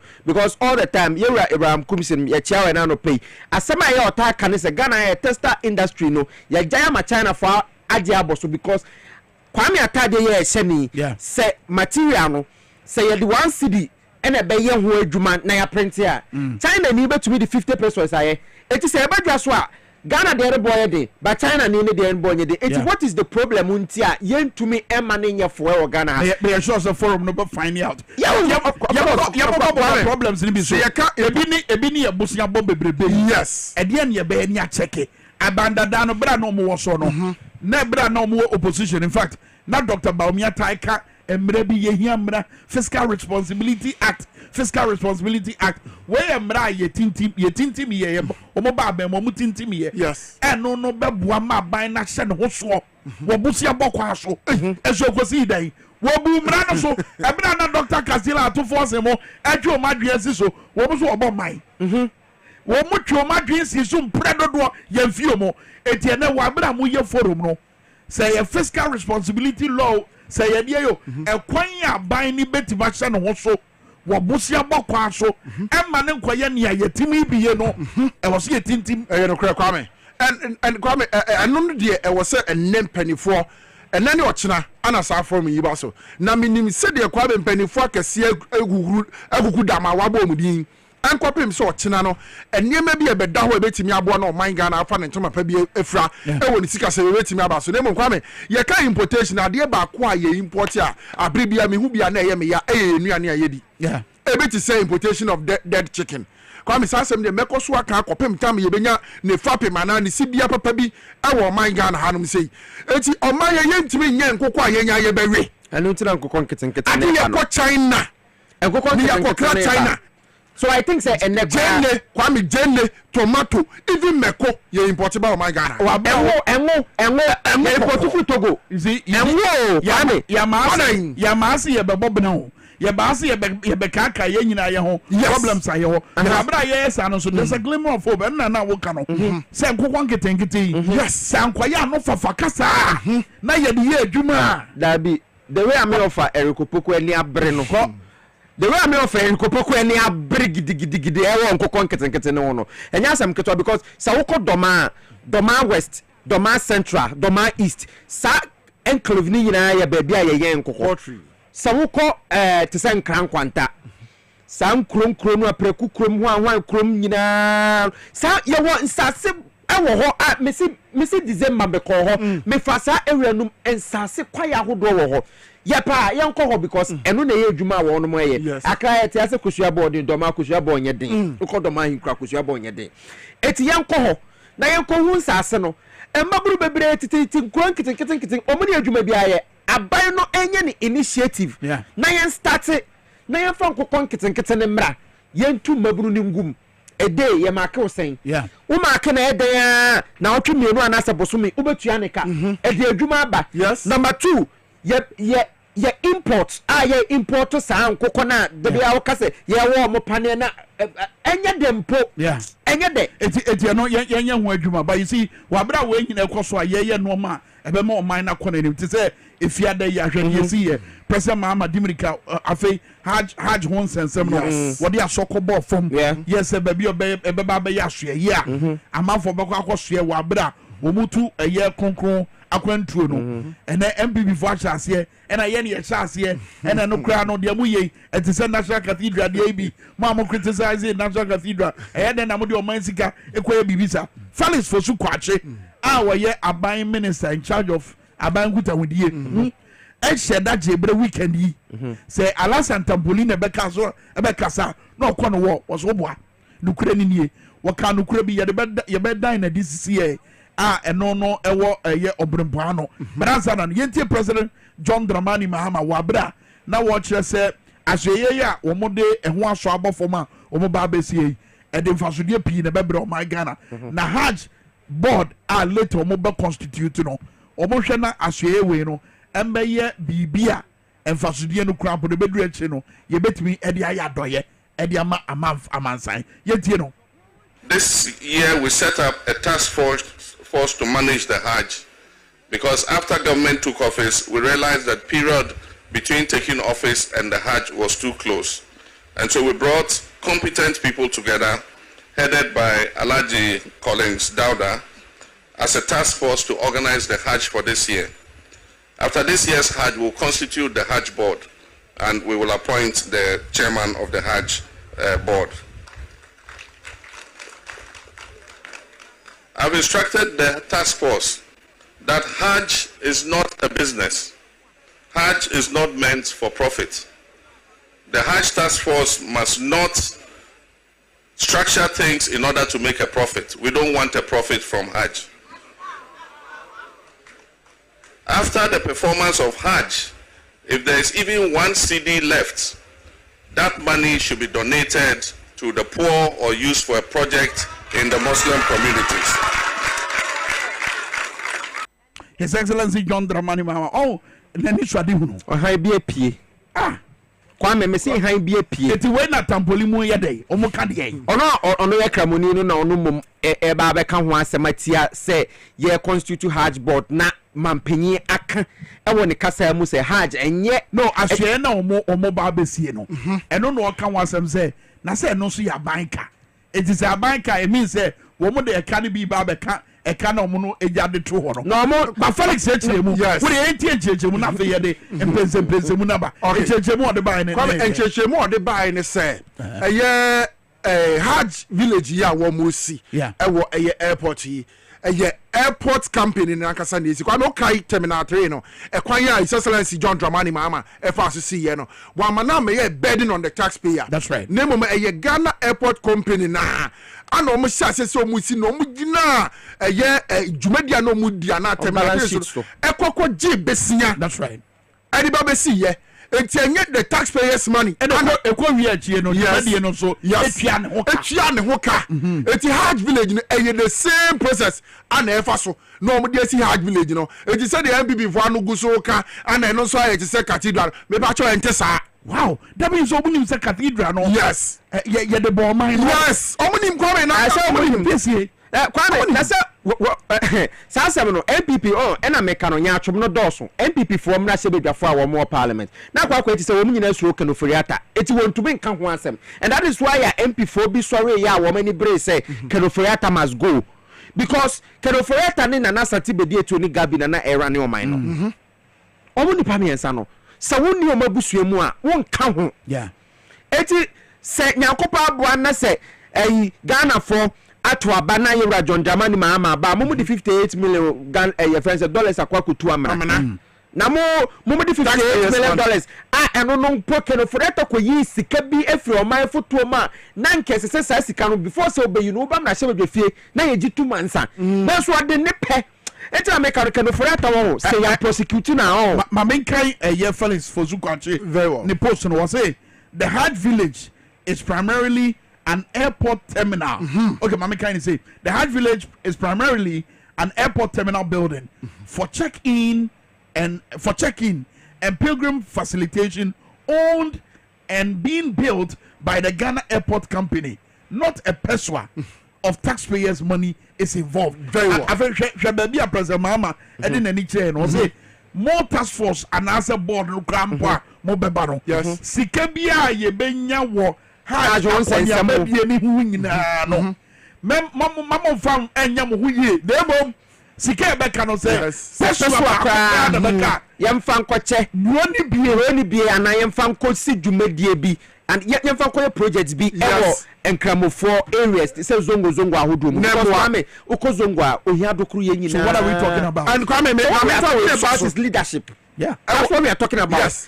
Leadership because Hajj, you know, over the years, a man for the higher profiteering venture. That's right. So what I'm going to say. But my penyaba, we man rank them one who say, yeah, a bimu di free Hajj mu, and routine attempt an Hajj bono, a control the bono, a hospital. Okay, task force. Okay, see, I don't know, I ne alaji Collins out the Edin common. What dine this a cast, a kabubro, now one coming on a Hajj, you fame for you. One more Hajj in your free 75,000 Ghana cedis are MPP among your code bedu yeno. We are Muslim now woko Hajj. Utu says carrying Africa and Sunday wako. Abandon the betu quine. No wako akoshe baby amobeda mobi and mubedi bibi amobaye and no more kicking in our bomwa. No more about Joe says can of course His Excellency John Dramani Mahama Bino. Wabeti says can also free 75,000. And they have 62,000 Ghana cedis. A year honorable Collins down that task force for the Hajj way. Equal no mkoye yishemu Hajj afi ombekono. Ghana they almost $5 million. Can you imagine? Hajj now yen free no. Hajj for kotoy. Under MPP bisabio. Hajj for kotoy. Ghana Hajj for kotoy. Almost $5 million. Our Hajj according him. Na mwanya no some bebe kadi. True state of the nation eba. Kwame na mampenyi ready the state of the nation address. Metena sawa ko nya kese we mu. Me Ghana for kasai. College na wo mo efre nyina asem baako na na edi akotene wo ma na wo mo kire mu se yesika amanfo awia se aban we hwe se wo mbeje eti Hajj ho no wo mo fa wo mani nkire ho. Okay, yemfa no ntwene wo na fe yemura Ashantere ne ye ka leadership ho asem se yenya mampanyi a se bibi to from crampo a wode na so nani nan edi achi ehwe epe anu aduro. Well enya the kind of appointments are why and science should know one muno and reflecting what na appointees no do na especially the Ashanti regional minister Dr. Frank Amwako hina enchebia ye ne be kasa wa woni mo Mark Sako abrantie ya da bia nam social media ade asa bia wo man Ghana wo de kire efri akufo ado apenso no ye enye ne ene wo ye na eye bridge bi e wo Asante Mamu a boni tokura e serve as a death trap ena na no wo de hu mfonyi e be kire na no akwasi de ena eye Dr. Frank Amwako hine ekogina ho e de boshe bi eto eye otufo say to ababio anim yentie said you sika fa the okafa bridge no ho ene nia wo say aban no e ba ba ya fa ho tie we ye assessment no e was say close to bridge no kakra na onana no me wo ho no e ko fa wi oso do me abra e de ba be si konsu ansa no maba man kan so ansa no maba buo kwa no betimi abaku the best say obo anu beto di na sa je ho permission na nanom etimi ya adwe na etimi cross bridge no kakra omo di emergency technicians ba e betimi etimi so na ni na etimi bridge no na bridge no afa ntu na pa asefra na ke hwe ni mo say ye ne ye Amaru Sako ebedi nkomo na ye tie I mean the way of feeling because look Akufo Addo apenso e de no amfa nkyere obi amfi no akwan suku dan enkodo mo titi mi ase yes ede esuo ho asem anyinam kania wa so kani nyino bi amfi no ba we die minister ni hu ye no o kan bibi eno ti na make say Dr. Frank Amwako hini anope bebe obi a ye chiao ye hia o Greater Accra Hawaii ye hia asesen ye hia no ha hey na dey controversial statement Mr. ye hia no Kwame the measure me can fa one say me ba you me person me can fa one Dr. Frank Amwako hene Yankopon ehia na me mpene da wa ma sei ye mabunu ye ho no ye ho yakono Kwame bu eni mu ase kra ye wa Ashanti region no Kwame in the next 4 years yanhwe ni here na me besi wa Ashanti region no be dey me sure say na ho boanti na enra mampanyika say by the end of this year say government hospital yes ni ewie because you appointed na no koye inspections yes you appointed na no ko eye Kumasi Central Market e go he ba bi adwuma no adru abranche na ye gusu aye no ona Amwako hine na wo Kumasi me read akwa bi statement on Facebook no so obo ade amebo I say Otufo ye mistake be friend ahomache by 1 within 10 minutes now after back no so ye mistake la be friend just one no papa didn't know Dr. Frank Amwako wow one no ene some metewase wo Greater Accra de ne ho a na jamawo patch say nia ekoso wa Ashanti region no say ye hu bi wa ha say hu bi wa ha because I a gateway to the country ana ye airport nyina wo ye airport kese ha na wonti so obi fra broche na wo baga na wo kono for ko bibia nkran ha na obesi it say ye hu a semblance of what is happening in the Ashanti region e wo nkran ha yes because Kwame miru mi no amache ye frifie na ye ba kwanu sutum ye ka street light ho asema kwakosi san bola gugu kwanchen mampanyi se wo de ye friends national sanitation day e ba ye tiase Greater Accra regional minister nanu ya se wo kan wasem say sanitation day na komo e ba ba yomo de ban mampanyi bo national de no so no etomo de no bete national de ni dura ya bom so e ho no in the street light wakasa street light it da ben e beba wase man no bosumi num wa Kwame bosumi num doso street light 5 months and the contract na kwa koma ho Kwame ebi adun ni baby o Kwame the contract no ye time say street light ye with the budget o chinechi ya o Kwame bos twa mampanyi bana wa bana o komirika no enu bi na Dr. Frank Amwako hine ko no it is se mampanyi yi na o ya appointee a na se America no ntumi nko bi a so tranche yo wow Kwame Greater Accra hwe tie Africa so a na wo besere na fa N1 ne so saa besere ko bo motorway mu ekwa ko ho street light ne kwa so street light nye adwuma enam so ma amanfo owu na no na me ne wo ba akwa bi cross kwan say street light ne kwa no so ntu ya na twiu because no. Okay, satellite wo kwan so a anka wo be no. Okay, to Kwame, apart from that any ball and this andema no yemmo a na fa Ghana Water Company Limited panyi pa wo no yire wo ho nkrafo hia nsuo ma yenya bi because ma panyi communica etimen twen yemma wo animum bia sase ne adwuma tashifo ni nsuo spinters fo ni nsuo temafo ni nsuo islego fo ni nsuo medina fo ni nsuo ye twen den. I know the question no. And come out with any PSC ni enko brempo madam asemame Moses Kanga eni nkomo na no anase fu ana wo yenya ba bi info monto ye no. Wo ba betre studio ni o medi go ti mo so na mini Moses Kanga ni nkomo te na fe ye ntumrika na yenko adwumade foforo so adwumade so Dwabo Ase power 97.9 afi so TVXYZ Moses Kanga akwaba. Thank you. Bibia boko de. Nyamia dum boy. Good. Yete on country. Now what's it dancing recruitment in Zemia ekwoso no. Binding jaba say moi ye famo after December 7 mo go trefie no. Wo say amafo tu futuro egu Ghana fo ani so e wo sa asem no mo. Na wo ncheche mu bi e de ade cheche mu. Ba cho me da say Michina nye so mi pese mi Kwame Yase say oni yo.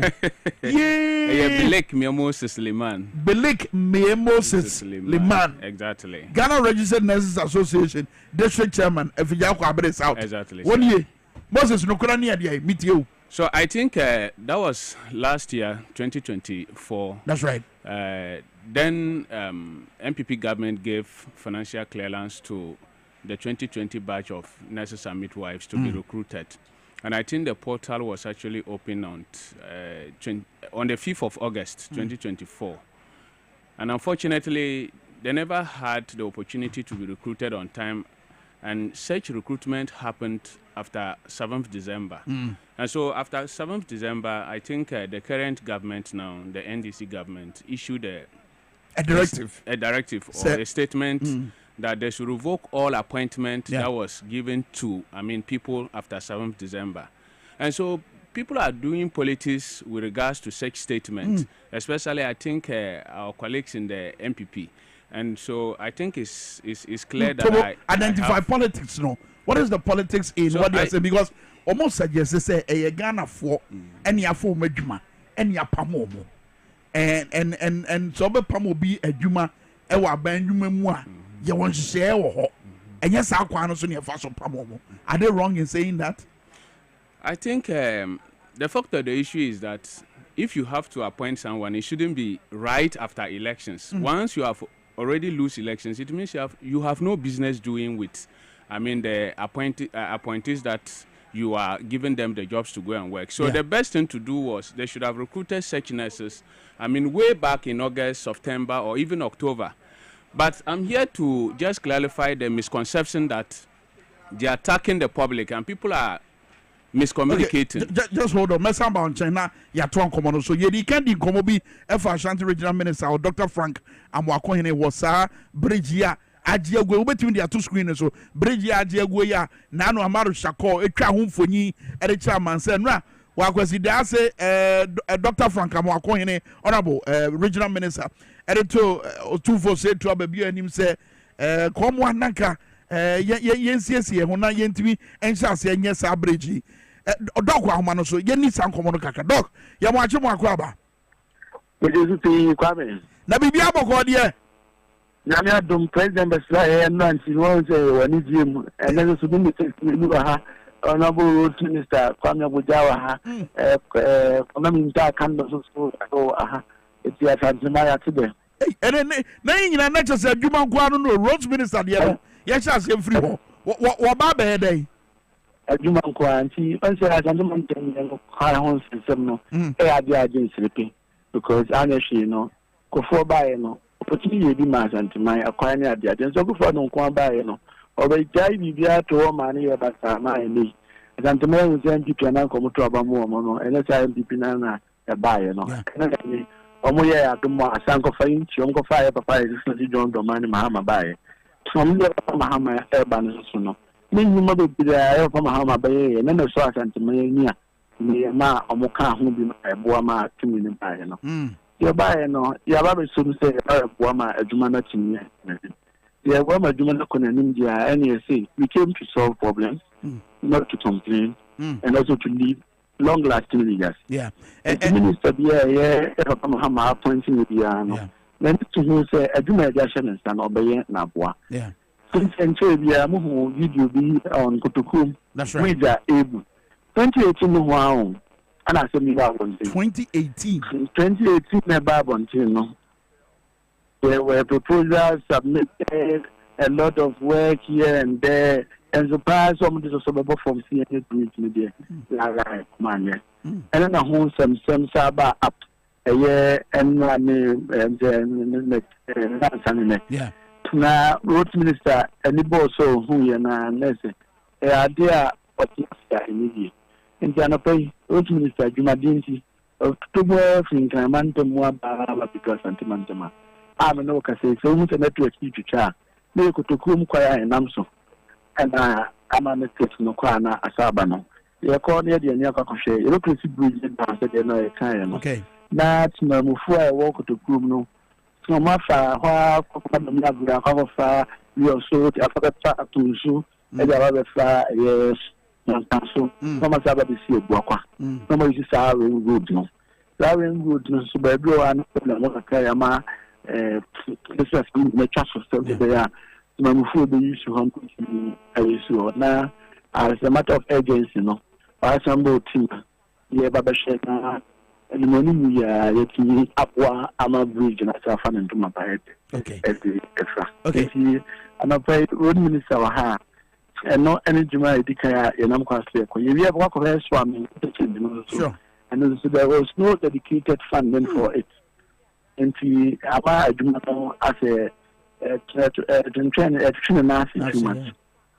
And see if we have a couple of share swimming interchanging. But to go, not my Abuama at Nakonadi. Doc, Otominka. Jumedia, Yahusikano. Bede no matima to aso bo bako akopɛ sika dia ya na hello Kwame na me busa sɛ dwumadi te sɛ so me interchange ya what menka Kwame line is to but what menka hello doc hello Kwame line is to ba me to nka pa o nanka me doc what menka Mr. Doc and Timenka, yen na yen working lines no. Naga me busa ne say so me interchange ya yam pe hu sika ngu we. E fa no mbakwa akopɛ sika free. E dia be e before boot ye de. Why yes so me interchange e dia ya politics e di ye de tuatua ya so wo man hu ha. Why ye project we yo say wo ye. Wan pe hu sika. No source of funding. Nana was obey true state of the nation. Mon ka asem we mon che ne ba ya mon ja sa project we ehun sika. Sa mon ya sa dia na mon Ghana for e di nokre. Ba mo ko ka bibi foforo dia. Ghana for hunu mu se dia yesi hunu mu. Dr. Frank Amakwen ne e ya Ashanti regional minister ono ne yeguso a ya ne kasa ye kasa roads and highways minister honorable Agweja Govins e wa Asante Memu sa so na wadan na di se health minister enso abedru Asante Memu a omo kwa probo na omahwe ye project ahodo no Dwabo Ase team no nso free next week Kumase ye be ba opa ye ba okese pa live and in charge once ye bi pen ye be say ye bio at least on the 14th of March ye ba okese pa wa Ashanti region ye de ye nom ye programs ahodo be ba Ashanti region live but Dr. Frank Amakwen number ahoma no so ana ye nyanya no na ame say woman nam kwaso ntime kasakra wonte enti unfortunately you lose no our line so but at the pa you benya no ye ne ne betwa enko so but what you need to know is say on the issue of the bridge no roads and highways minister namu etuka free nkran aba Kumasi a omokwa akohwe said bridge ne tibia esitie any akwan ahodo including swami interchange ya ye de say ye budget mu mpredodo a yampa hu sika ye rade yampa hu sika o ye fra ba mu ye gya to kwa ena project no so sensen ho e so obi to aso enti nanka me busa Dr. Frank Amakwen ne say infana wo benya sika free bia road minister wo nche nanka wo the phone natale na so na metie ba bia benya sika na free e the project na Kenya bad crap but unfortunately yenya no in a subsequent broadcast no me sure so yenya na ye betoa enkomo no e the free ho Moses Edaso say Moses Liman Ghana Registered Nurses Association District Chairman efija kwabre south niente owa ene etro ni mfuturo bi amanfo etu Ghana fo ani so and for directive free the office of the chief of staff for and for amanfo aye for madwuma after December 7 any here say ye be ye de tene wa bra ye ka so mo enkofie but say tro bi koso Moses Twaso. Okay, thank you very much once again.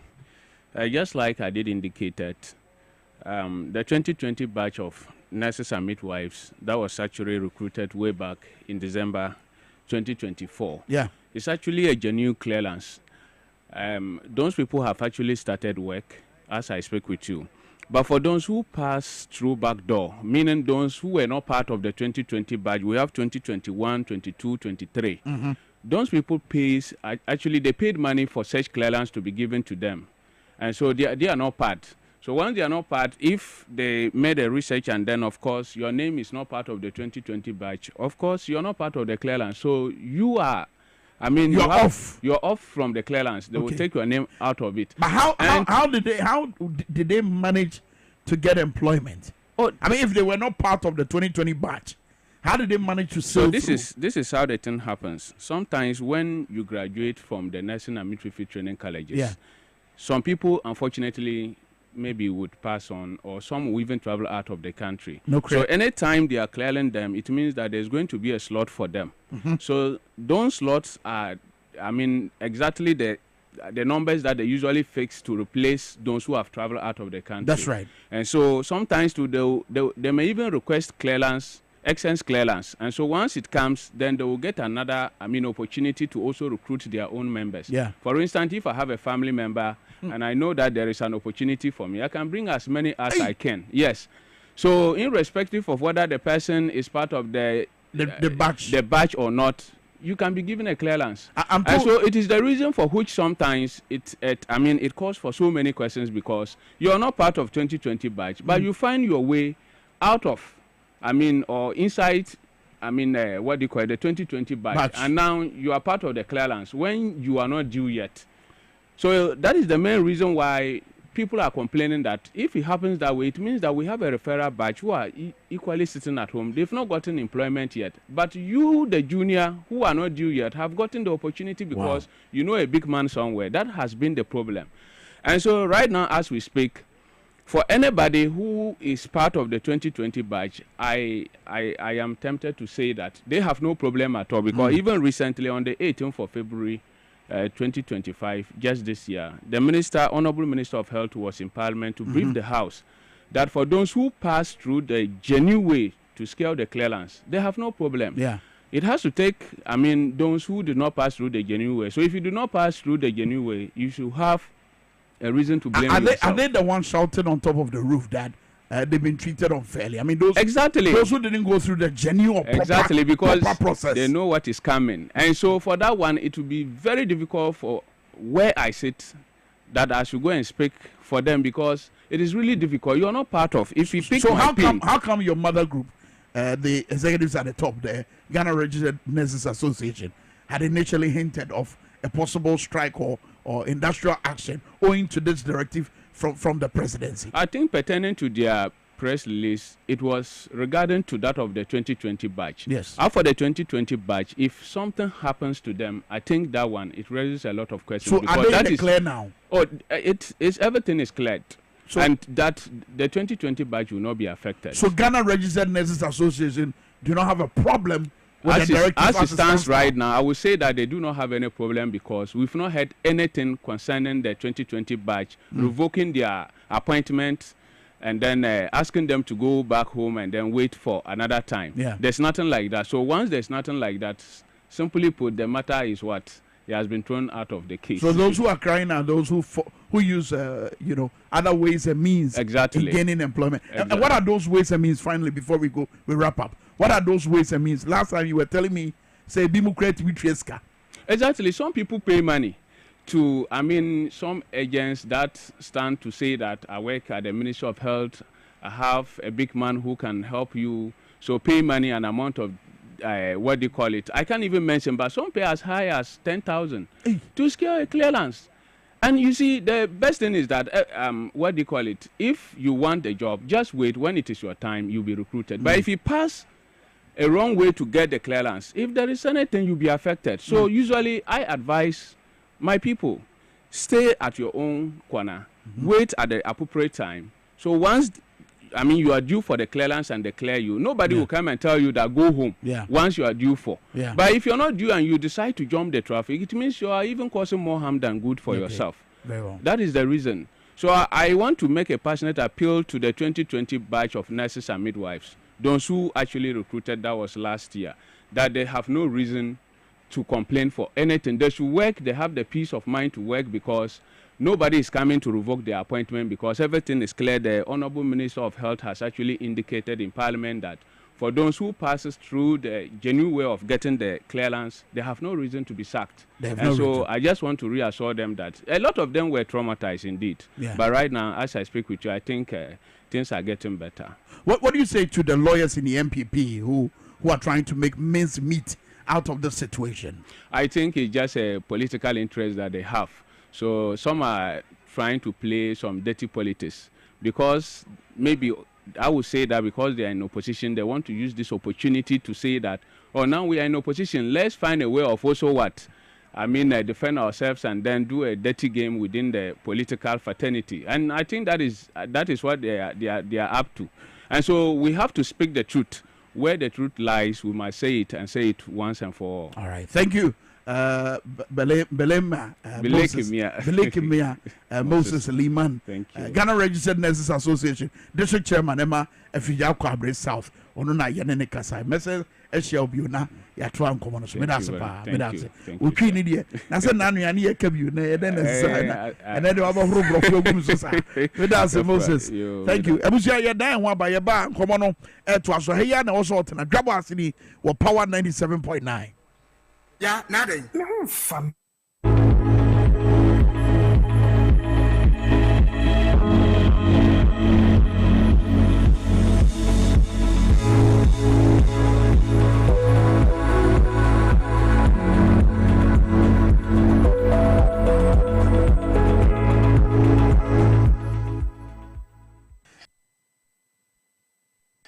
Yamfa Ensiasionko Infi True Word Pharmaceutical Company Limited, Emam Sabi.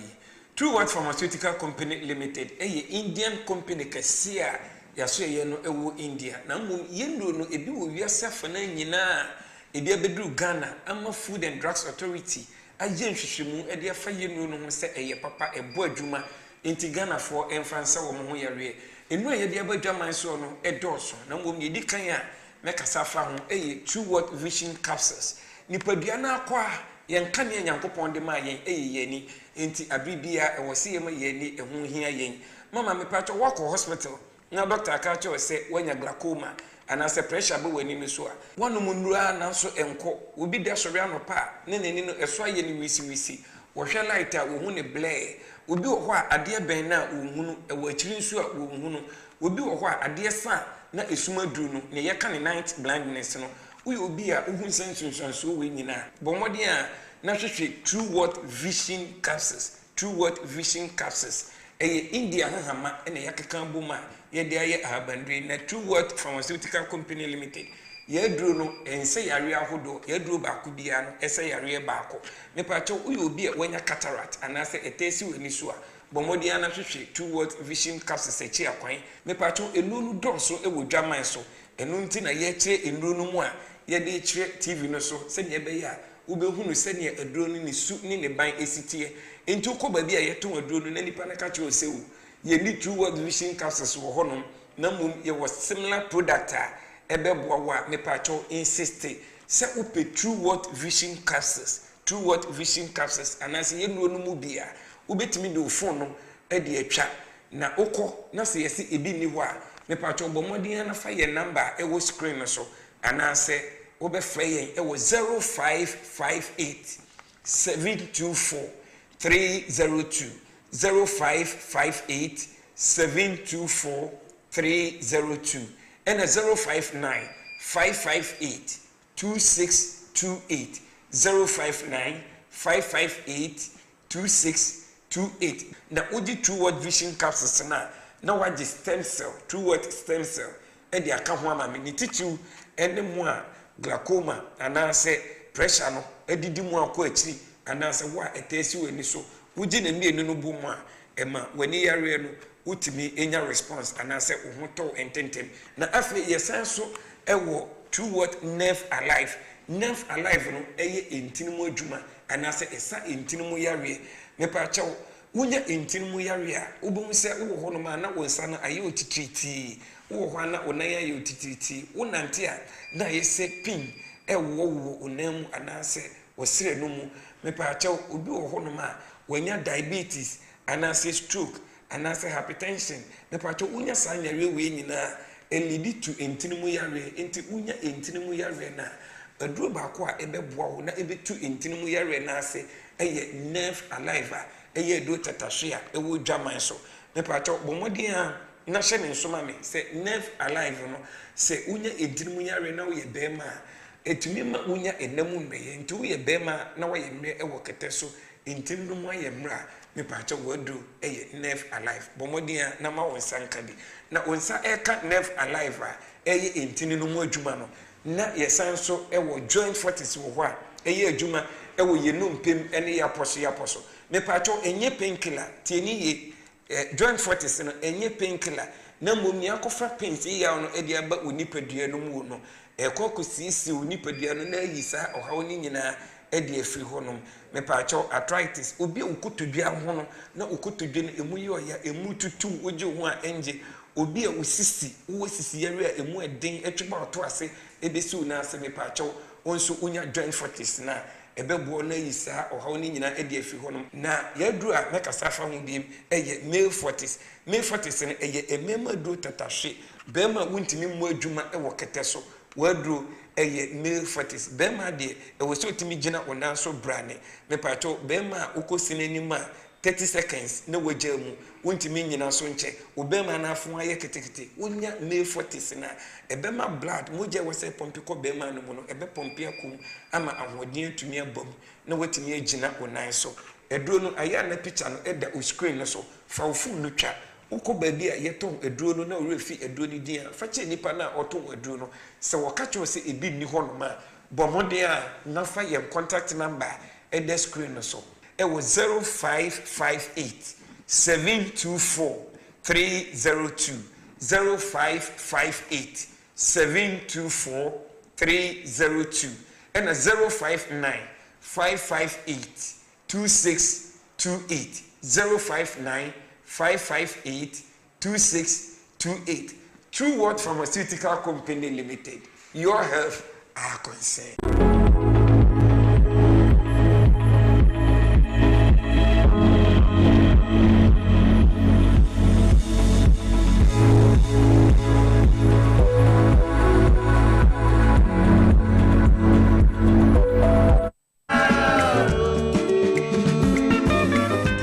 Ghana bosumi yemu ni yewo kakakra bi na ye fa wodie afofie da no ye de ba maka said ye man payin jo mahama aka no ene afi ye bibia tiawa kwa so bibia be ye tew ye ko bodwa data wo Independence Square enkotu sika bi ahu ye kura aboye sika ho ban enti ye bibia sini kumankuma enkete and Independence Day parade getting near the Bebremo. You ready in Ebeko Jubilee House and across the regions of Ghana. Ibia Sube India. Antoinette, me that's a new message why. Yakubu Dobote offense Sutra. What's the MPP leaders? Give us a break. Your mind Chichirewate. Economic dialogue in an answer forum never cost one also. I said you ready in the chance you pay the Bebremo live our TVXYZ and a par 979 Facebook live.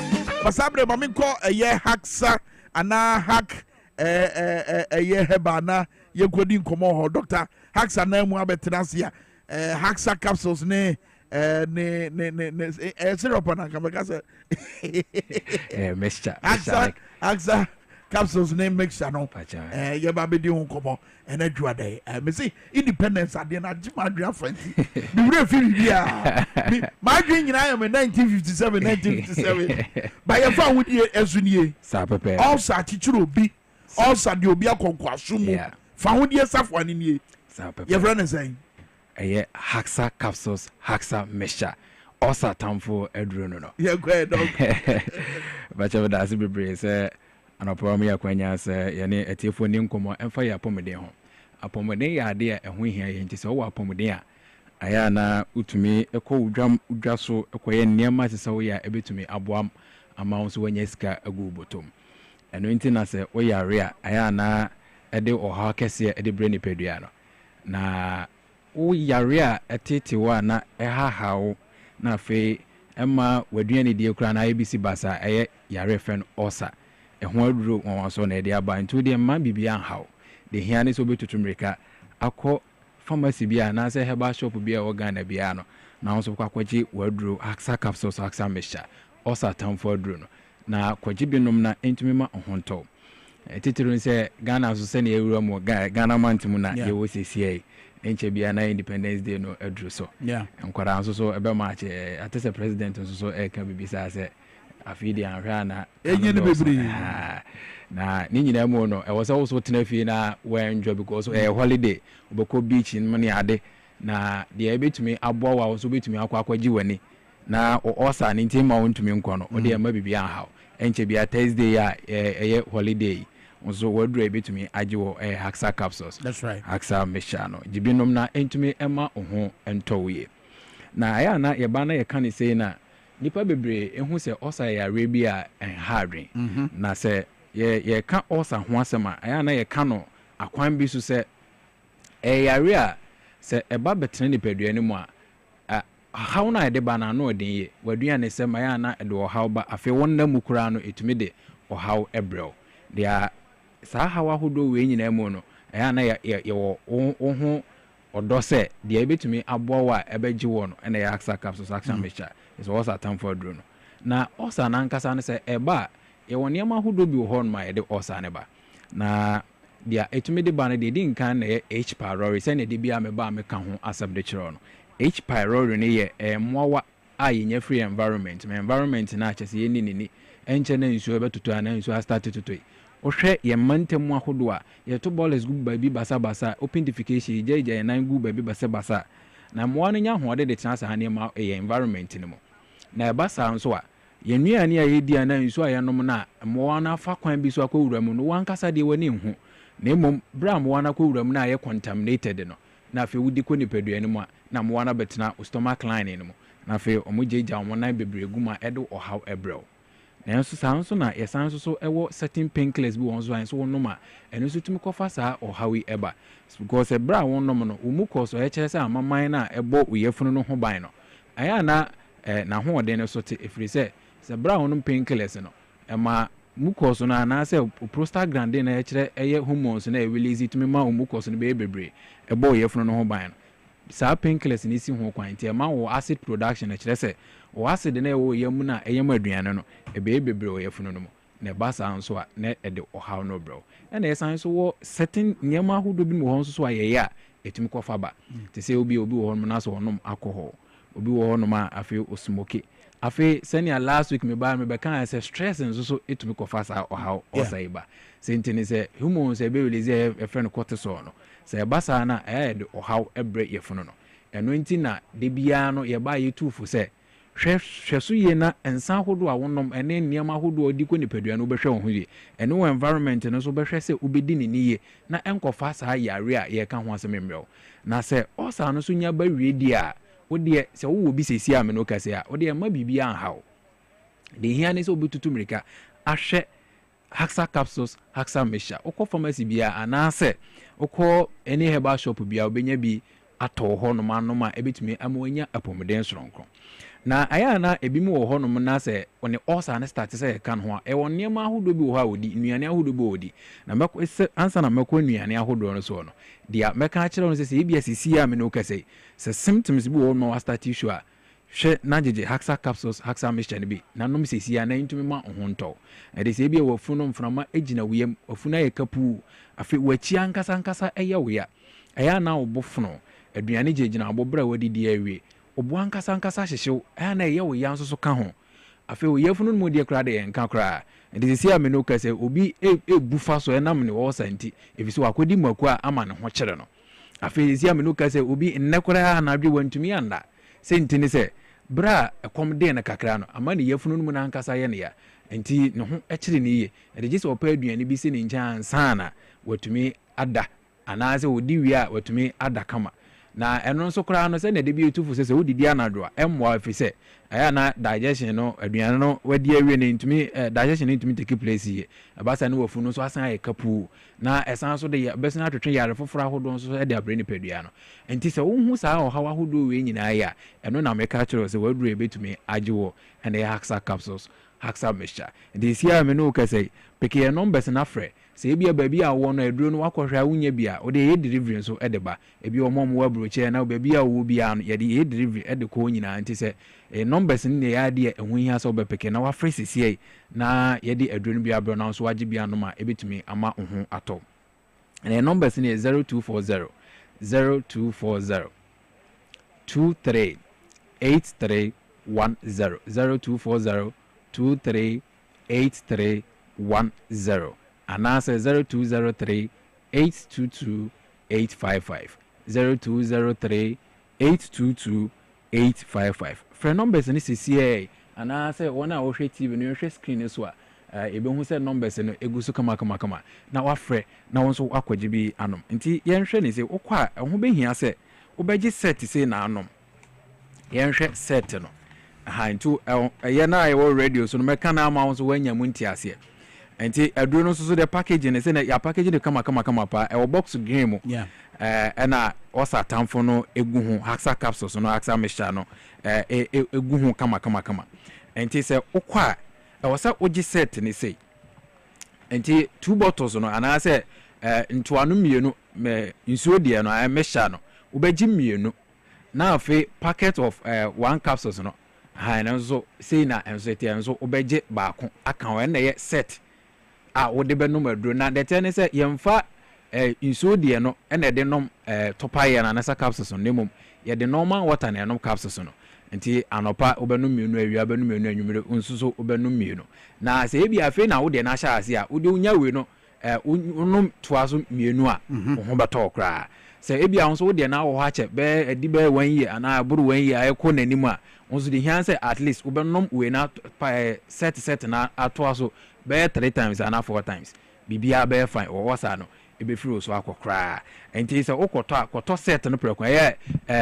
liquid no ana nso de no tomienu na to capsules no so packet no baako na afi eno no onom ne saa na eno no betumi aboa ma bia so okoto baako a entumi ema wonya apomede na aduro ne ho behia so beto mienu na bom ye nom mienu no bom ye nom baako nja baako fi so onom nso de ne ja capsules na adwuma na ese na enye ni yesa sanso na se no capsules no ja nso de na so adwuma ese ye na enye sa nti ho behia se obegi capsules no anatopa ye de no wasan agi nso de no mesha no so aka ho na tumi ama apomeden atumi agina so na de tene se osa obi wo na so osa ye woni ama hodo an sese nipa ne di ana nipa bebre o hono na se obi wakoto aduro no onom ye no stella won hye dan nya ansesan bi a ana odwene se bi aduro no na emwa no ebia na nema bi wo so nipa ne di a enye sentene se obi ho ma onom aduro no ana se osa na osa no mbak obi wo hono ma wo di spices makupa egu na aduane mu enye makokuma na no hyehye no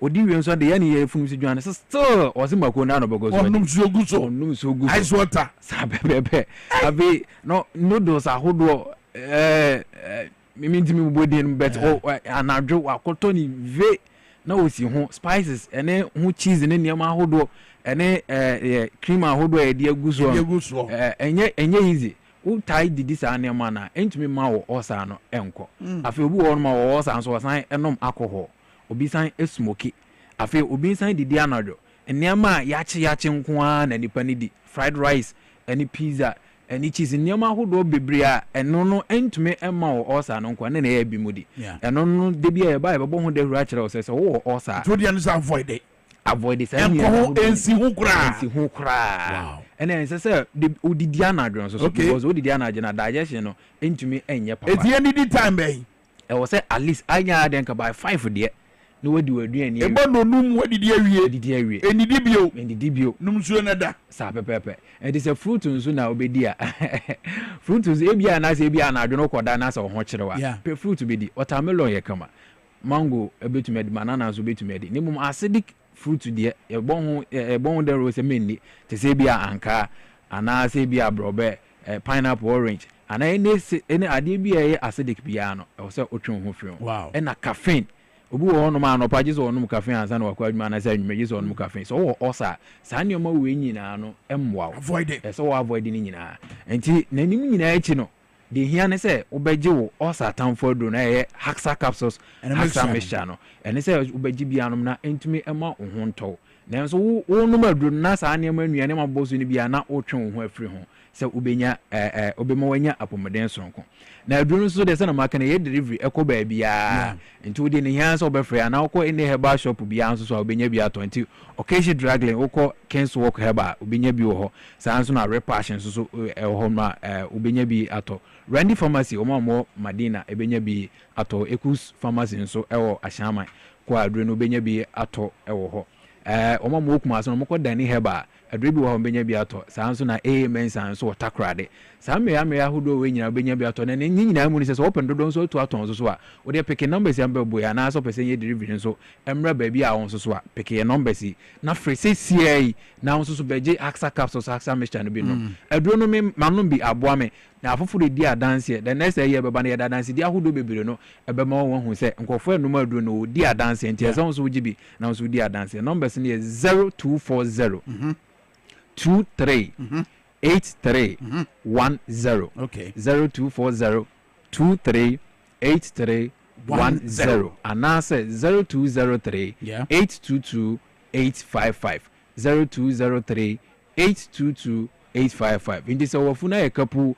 mframa ejina we yefunu nankasa ye we ya obo ano hyehye wachi ye we ya afia na uti half no pile ana waduan ne ejina obo a mabibi aha wadure betumi ajo e haxa capsules haxa mixture osa tamfo dro no ene betumi ajo amawanya apomede no nti numbers no 0240 23 83 10 fresesia na nso so beje wadure benum na honto da sene ye besan ehia na no adim komo ye besan hia bi Dr. Hack me da say ene koma oni abedi na no pay ebuso Dwabo Ase ni power 97.9 and a TVXYZ edroni din the haxa mixture and the capsules also tamfo no ko pebi tona no wate sabre braso se ebekọ suadem na yeko suadem de ene yeko let's talk education consult na won se nkomo bi koso dendende about the honorable Felix Osukwache ekafa Hajj village no o man ni terase am de beto obedwafo ani no ahwe o won so adwen wo ho na won se eye owura Daniel ya odomlevo e the message abetu dwa se Felix, what kind of money is he getting with the Oboa? It's an interesting debate. But Madam Time Bomb, my crowd. Let's talk education consult. You made the opportunity, educational time bomb. Enunye, Madam, young guy. Everybody say fugu. Yay! But motion to the ending in edge, you know. Na ye momu hunumu afa on my Ghana yabakwasem. Yeah, you been ya fa hudie. Fa hudie no kra na se kire ne den.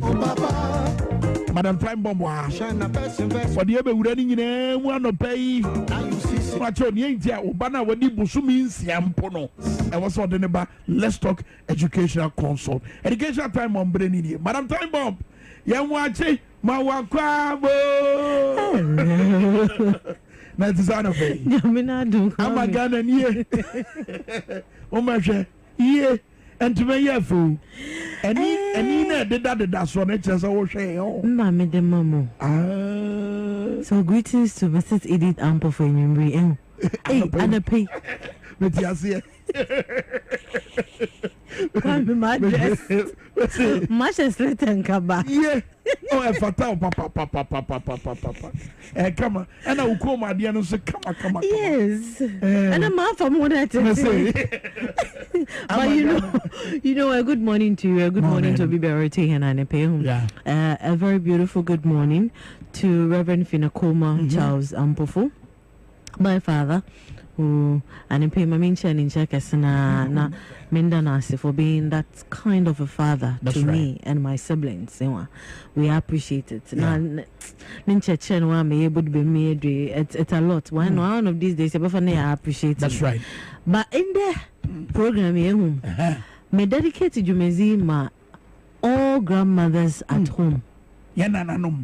Grandmothers are all feeling. Kwame,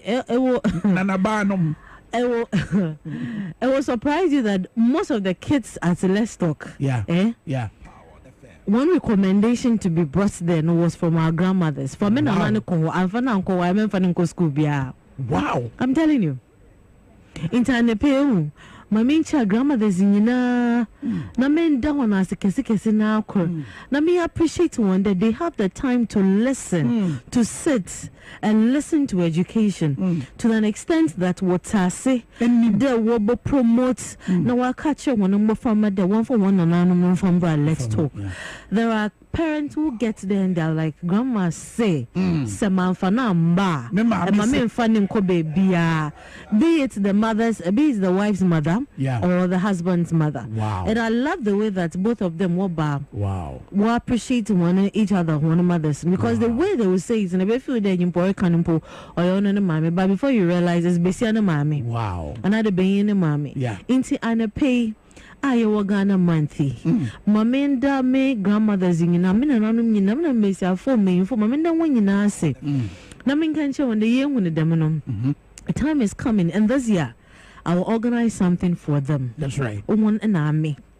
The grandmothers and me, the grandfathers and me. Yes, we have something special because I want to appreciate and acknowledge them because the wonders they are doing for Let's Talk Educational Council. Kwame, I'm sure they are relating it to the things we see happen. And yama one will acquire a pen. We will not bread. Maybe I will feel there we've lost out. But Let's Talk is doing it in Timopocho. For men and Nano Kohono see the madden because I got it. In him there. Mammy no can say one will form for compared to him na yes ya ko invest year degree masters and PhDs and all that say compare men can before the men can but me can do kakra compare yen form for mammy for to dinner respect yen form for mammy for fan kwa politeness in communication with fan kwa interactions with fan kwa as an ankasa way being put to practice with Fanakwa. Because they learn and they put it at work. And then there we are learning, but we are not putting it to you. Today, you're putting it to you. I will forever say this in 2018. You know, for me, I will call a quiz, science and math quiz. They had everything on paper, could explain it and everything. Just put those simple sockets together. They couldn't do it. So I asked myself, what are we learning? To all the grandmothers, a big thank you to them. Wow. Kwame, it's Ghana month, though. What from a dietary sample for popularly known as Madam Time Pump. Ghana month. Ghana Busome. Heritage Month. So Let's Talk is also celebrating it. In Busumi, we've dedicated it to Ghana. Week on week. We try and get some parents involved like you. Come and tell us some Kukwanansi stories, some histories, some things. Let's sit on the mat and have a little talk. What much I miss my chuazu asankam kakram. What much I miss my lamoji. I mean, so bolo, nad, so bolo, zimdisha maminens. What much I miss so bolo. Wakam fantino. Yeah, you see, local dialects. Yes. And me, that is trying to, etomi, etomi. I'm learning that. And you know, one brand one chairman can no na mental so that men can ye. So what I'm saying is that let's all get involved and then get the kids involved and learn. But then I asked myself, for 2013, I think we made it very official that we are celebrating Ghana Month, Heritage Month and all that. Yeah, I appreciate it. But then I asked myself, what do our kids know? What are we really communicating to them? Is it from just African print attire? Kasa Yebeka. Is that all? Is that all? Because there is a lot. Come here, I always ask myself, the meaning of Ghana is the warrior king, but we say Mother Ghana. So what is the history behind it? Eben history, no, behind the warrior king. Ghana no, ni meaning near the warrior king, but we say Mother Ghana. Into history, woman yabade. History, which ni yabade. Ghana, you know some near canoe. That is So you are telling me it's 2 Ghana at a go? Yes. Why is it 2 Ghana at a go? Bakuye Ghana na ni enim no. Thank you. And bakuye Ghana na ye kofa ye spell ye send ye si peno. Thank you. How many of our kids know this? 0. Thank you. So they learned that Ghana was the term given to its warrior king, and then we are Mother Ghana. So how do we explain it to our kids? Why the kente? I'm telling you that wherever that you go, if a terminal friend here, what can a Ghanaian? They won't even say you're a Nigerian, or they will say you are from Ghana. That's right. They see red, gold, green, and then they figure out that whether or not you're from Ghana. So let's find a way to get our kids to understand why we are celebrating dedicated march to the as in Ghana month. Yeah. What at all do we intend our kids to get out of it after 6 March? Going to what is the marching for? Because I think the marching even the marching alone, Abasana Yatono.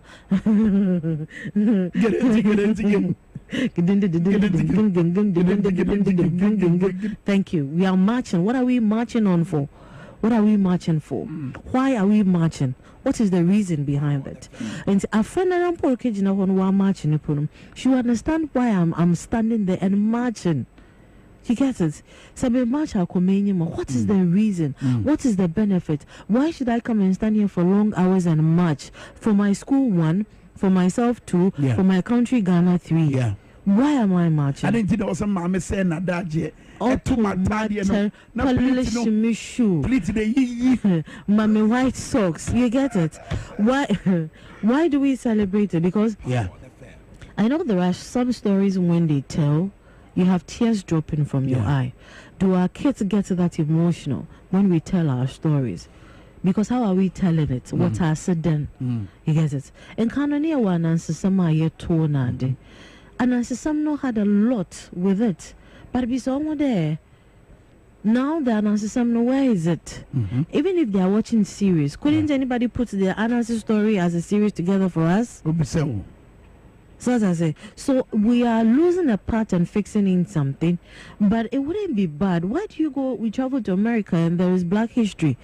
Kids listen to the stories. That's and they cry. Also, we'll be someone that no, but then so what changed? Now me to my course. So you say, where do I start it from? You started from the kids. So let them know the difference between the yaba and the blender. Let them know the difference between Mayenyam and Obebadono. Let them know the reason why now there is machine for fufu and why we are pounding it and why there is a difference in the taste. That's right. Like Mwanya Mankits and Kitibi, things we are not using and outmoded, like Buchia. We are not using them. How was it molded? Why? I was into the year Kwahunde Biara. Zekra de Kuroport to cry. Oh, you want will be that. Baby Ben, I'm about to co-pot on my classroom. Pot is in the way we will they claim molding pot and all that. About to co-pot. I say, Miss Tessa, what is this? And I'm saying, what is a co-pot? I say, what is a co-pot? And I'm saying, I'm from my own co-brand. They are for Chakongo, so we had to do a demonstration. Now, how much is not also I should a friend and a muffin I dash and feel all one. Because if you know or use my or press the part, that's right. Otherwise, so that's salmon. So you see, all these things, it's part of our culture. Wow. We can't throw everything away. Does exchange of cultures and other stuff. There is something that makes you a Ghanaian. It's not just one fanterica. No, you tree. No, you house at Kajiko.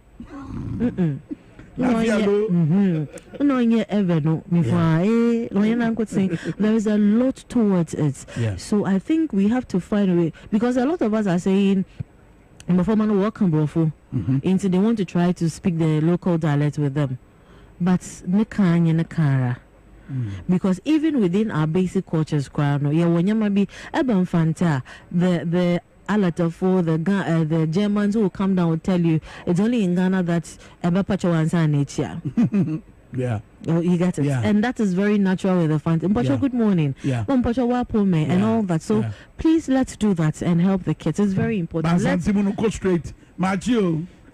But the tone you used to say the marching is different. Mpacho say. You get it.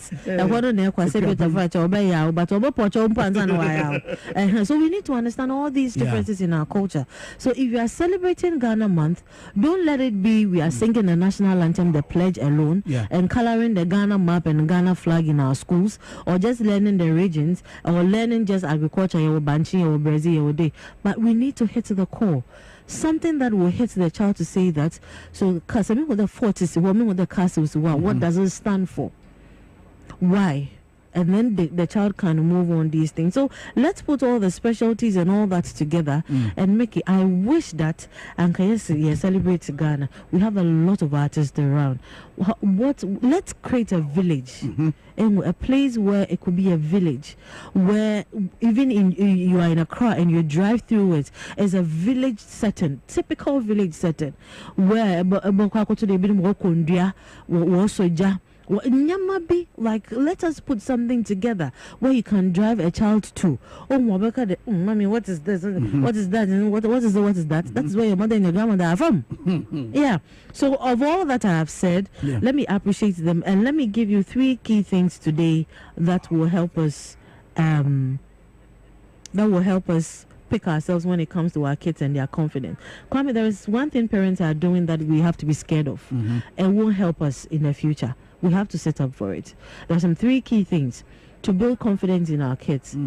We have a lot of people, but the confidence alone to push them out, is difficult. Why? Because there are 3 things that child passed through.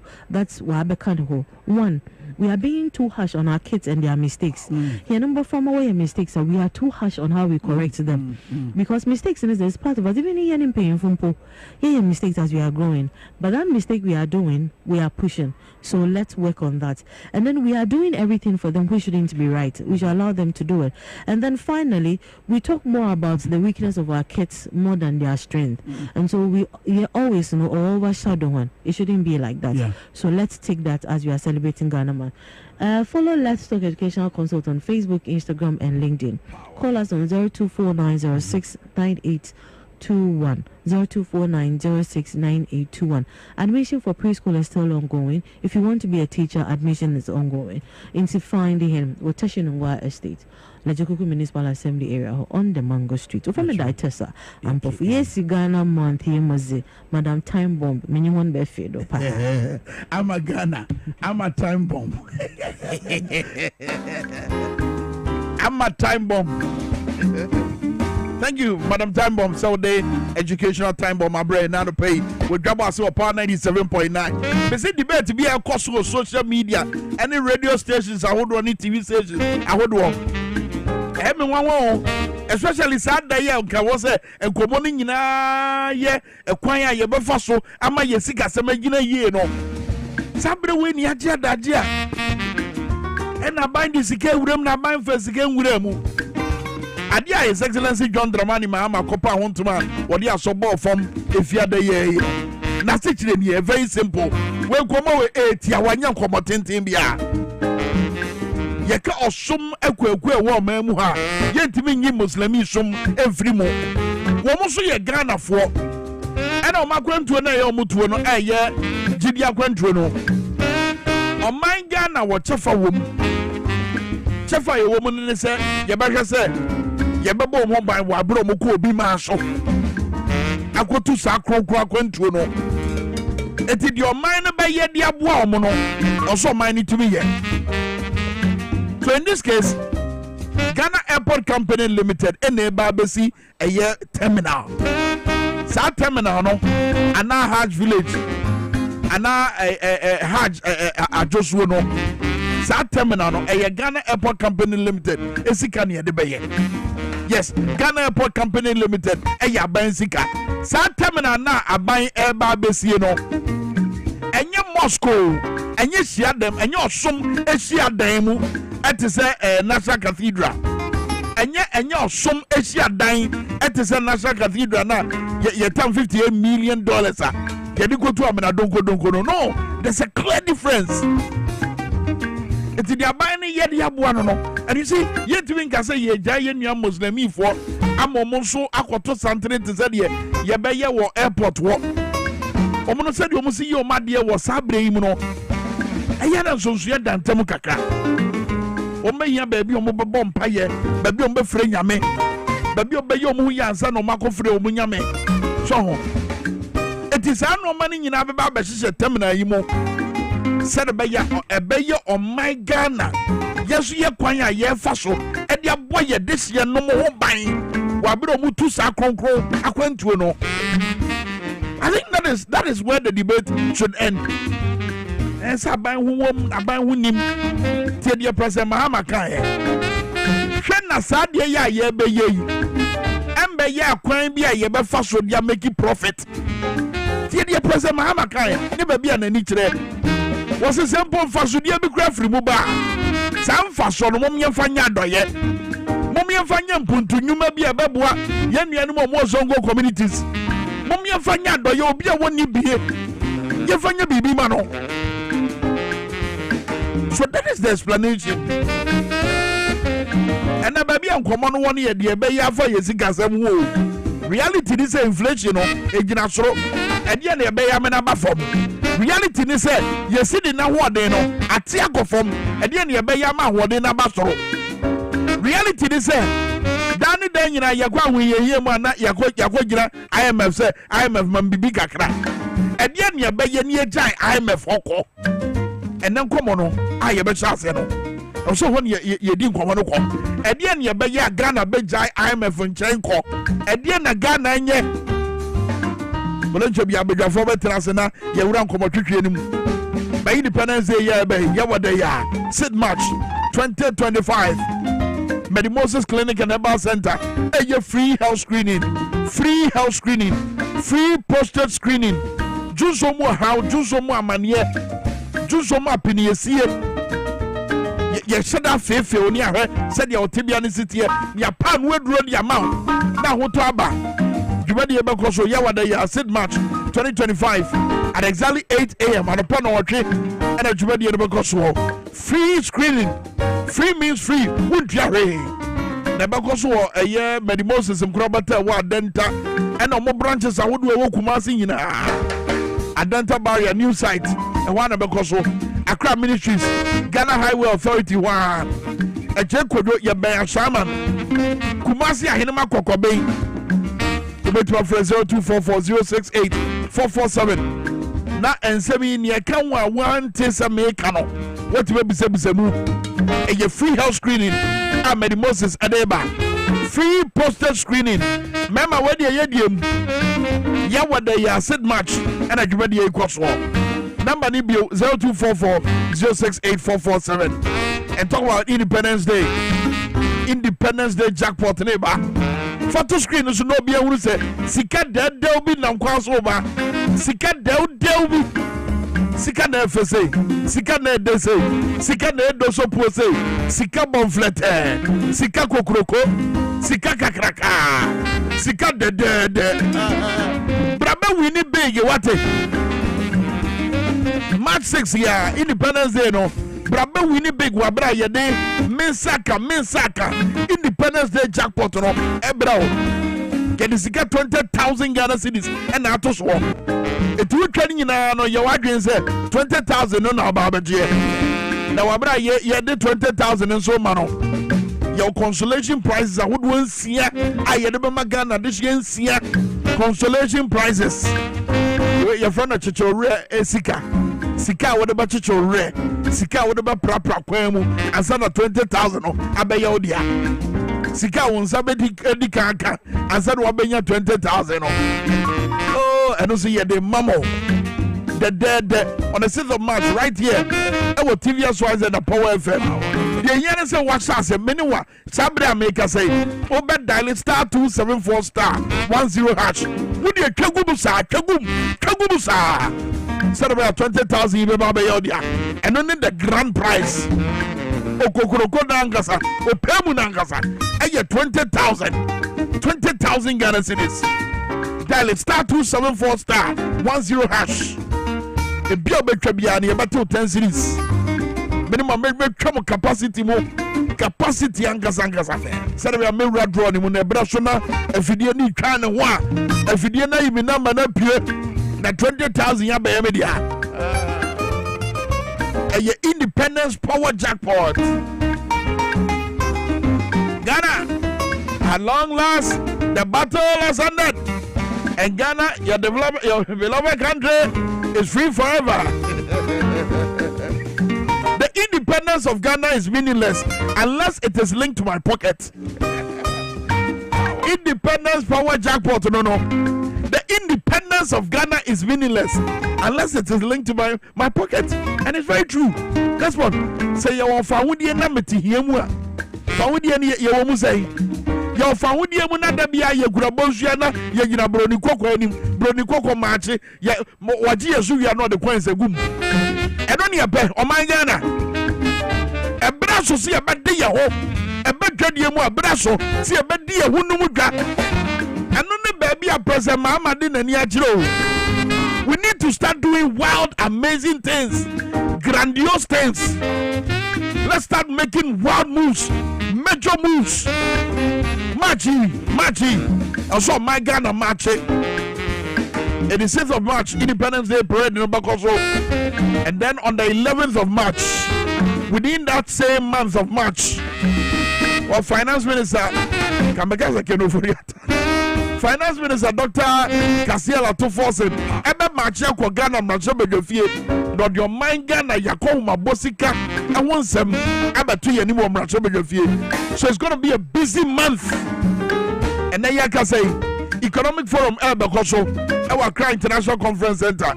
We are Ghana and now we're doing some Kubia, Opasa with the tie and Penifuechi, Nabuama Yesika Semigina here. Many were met to the Accra International Conference Center.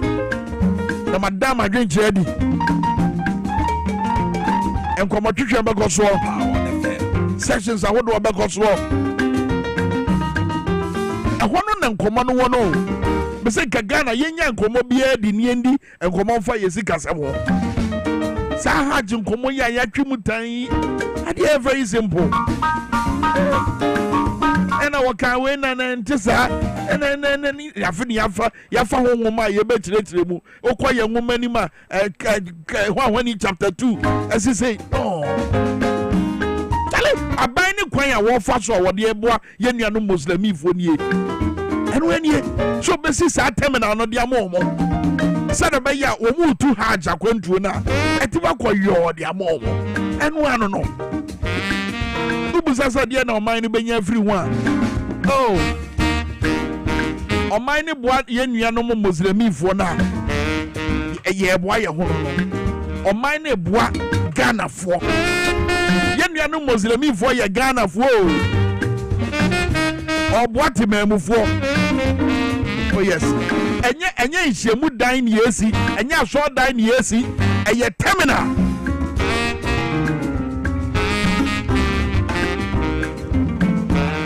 But mega cash was a man for Winnie Pow. Sika Cassia, man for Gigeno. And ye say, also better Winnie Big what a simple nonce what dial star 426 star 5 hash. And your mega cash lucky box. Adaka who do about the good one, which the over to be a Sikawo. It is a number 1 a Sikawo, number 2 a Sikawo, number 3 Numpo 500,000. Who bet to suit number 6 no 500,000 on the goom. It's what you are your day. And also a dial star 426 star 5 hash on all networks. And your mega cash lucky box. And then the Fajatum under the Caritas lottery platform. Well, let's talk education consult. Madam Time Mom, Esuku, Mr. Wada, say, when you to a monka, and ye, Maminka Neti, Biose, and only Sukua, Ebwa, my man in Tetiano, Aquasopa. Oh, yes. Ye tofa pempad ya man kwadano. Omo madi bosumi nsi akosi, ye wadi mfiem ye nunefa. Ye tofa pem sronko edi amomo. Ye gina ainda kiri Montessori kwa na ye faso chira de esu ya de no. Eno ne ye de titi nkwada yo. ya boa bia mofra na dwen amomanya adwen ni ahotoso bi se omo ankasa betima yoma de okohwe nkoda no na ye chomo aduane no a wani beje se okohwe nkoda no na madam time bomb ni omugu omo afuo no omo garden no na ye chomo se de ye adua nubaye ekwan ye faso ti nubaye ekwan ye faso di nsuogu nubaye so a enika se oh yes your mouth the modern child now woni akwada o China ebetu agina brane a compete san level no na let's talk education consult o call we match akwane Teshinungwe State Mango Street no wo from 0249069821 0249069821 when it should be on my name to say Zainite was saying abedwafo nya ba enche bia yede enkomotwetwe na beshisha so mamika some the Moses Clinic and Herbal Center apart from free health screening na womba na yawa de ye you know free wo say utinwi wo yafru bibia account bia yade bia account bia wo de kodan the Moses Clinic and Herbal Center womba di wujuma say ye prostate wonsam say ye mpaso komamre toye empamu nsa yade ba ma ni oba mo hwehwe ba munya ba typhoid fever, malaria, sciatica, yadi, was say one some pemunsam, stroke. For the Bedan here, the Moses Clinic and Herbal Center. We shall check our dental barrier, any post station, in a DNA Mushe. A years out, Dankers, and Ghana Highway Authority, yard, no, a crab ministries on your walk. A gen could join any school for the deaf on the DNA Mushe. Kumasi, the Ahinama Kokobia on your walk. Better from 0244068447 0244068447 Emmanuel Zuminyanka yani ABF zeni nkasa bepesa meteni owo kafa sankomo ye ekoso de fa aban mu a opeso de boa ye nuano muslimi fo yi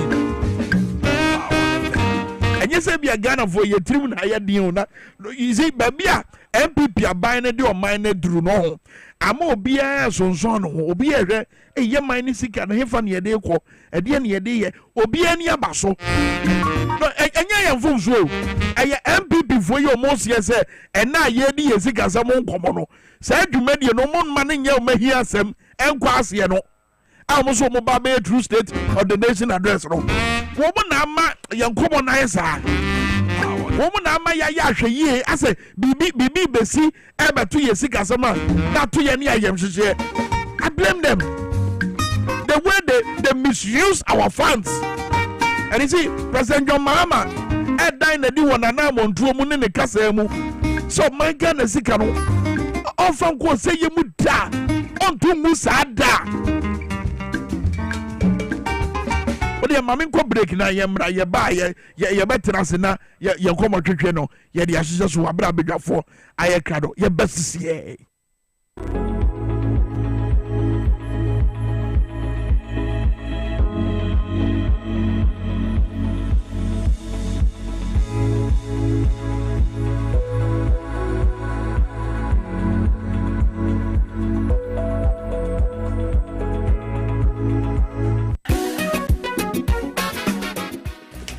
If I shop, I'm sure you'll bag it. Brade, and not so good.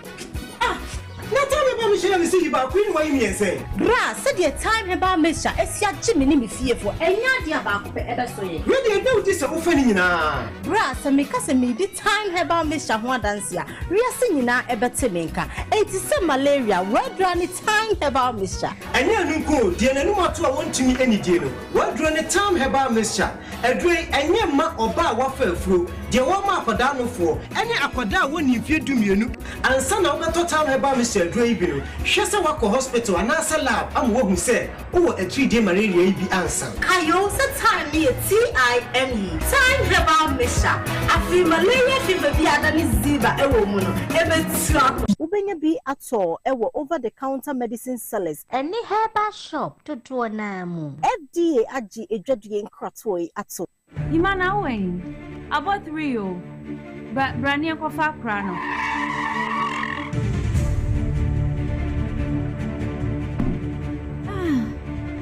Hi, my uncle.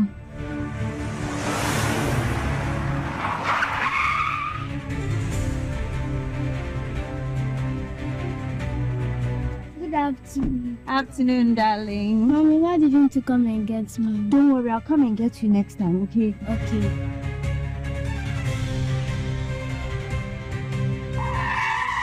Ima, Shahana top your tabag back for me. Aha, Ima, shop ne wahano. Keso mo tolobi for one to be bremen.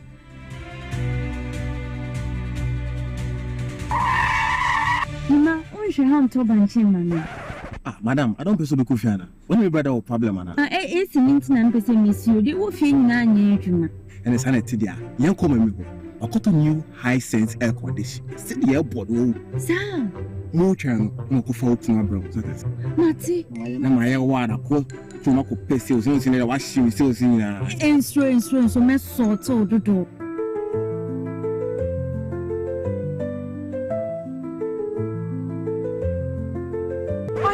Oi, me pacha one of no kasa. High sense air condition no beer ni jiho, and no beer pato. Esan say, our gold plated things, high quality copper pipes, eco-friendly gas, and a 4-in-1 filter system. High sense air condition from ano, air clean, and an ensansu nyedede. Your split, and your floor standing, your standard, and an inverter cooling system. NTSS who trending? Ko High Sense showroom bia. Every 18th, akopim 28th February. Ya titi so say hook e ye boom to High Sense ne. Nenya 5 years manufacturer defect warranty. Hello, Mira. What you say? A free 18th, akopim 28th February. High Sense for AC. Bravo! Wow, any of us Toby. High Sense, everyday prices for everyday people. Your family na Kwame, me taxi driver. Na enkane na misisi. So misisi ama kame na to net twimi. Bi na 3p garlic misano. Aboa me pa. That's a miracle bi wadro. Just ma funu kra se di sia twimi anka me humi esi so se me humi ani esi so. Obeka se di bibi hye me so bi no. Na ye normal. Mi bi pi na tinu mi ti pa me sa 3 days ni. Na edo na anka se de nyankopon di ayi bi ahodi se ma yi bi. Enya sam ketwa ana se we de me fro aka so na. Me fa hye me nkwa na. Me de abe. Fa 3 years ni. Ana ase me gina ho a me na mo se shinya se me kwa me dia me ko bia mo se mo tme duru. Abe 6 years ni o. Tema bia me ye ma di se ene me ja na ta ya le na nku me preko. Ene 4 days ana me koto 3 garlic mixture ni. Tema me kase yanku pe no yam se ende ya me no kase. Me ho atom ya me din wa me ntia se. 3p garlic mixture. Ubenya bi wo mamu pharmaceutical shops and herbal shops. Fred Piwak e was 024-89-288-24 and 020-100-002.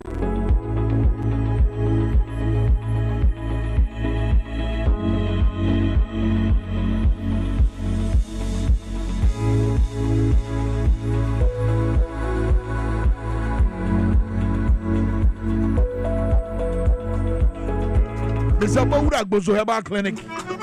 TVXYZ Suni Yakwaba. Mema wunyina kwaba Dwabo Ase so na mugusu amuwo no. Yeah. Dawura ya mi boy me body afa Agbozo Herbal Clinic ho. Doctor say be man say wo ye 1 minute man. Wo de pemia no apatriato. Wontimi nyina brane enkontenten. Wontimi ntwa park ni wonhia. Wontimi ma enfifre ntia mansan. Agbozo Herbal Clinic wate oba candidiasis edi unya empemu nsa ayade e hamo bomra Agbozo Herbal Clinic owo kwashima no ba himfie no from 0241750282 and 0557402696 the krabata na waterman or more community 25 Savannah Junction ni Deftraco estate no enedi ani muhwe from 0557402696 Agbozo Herbal Clinic, woman or no.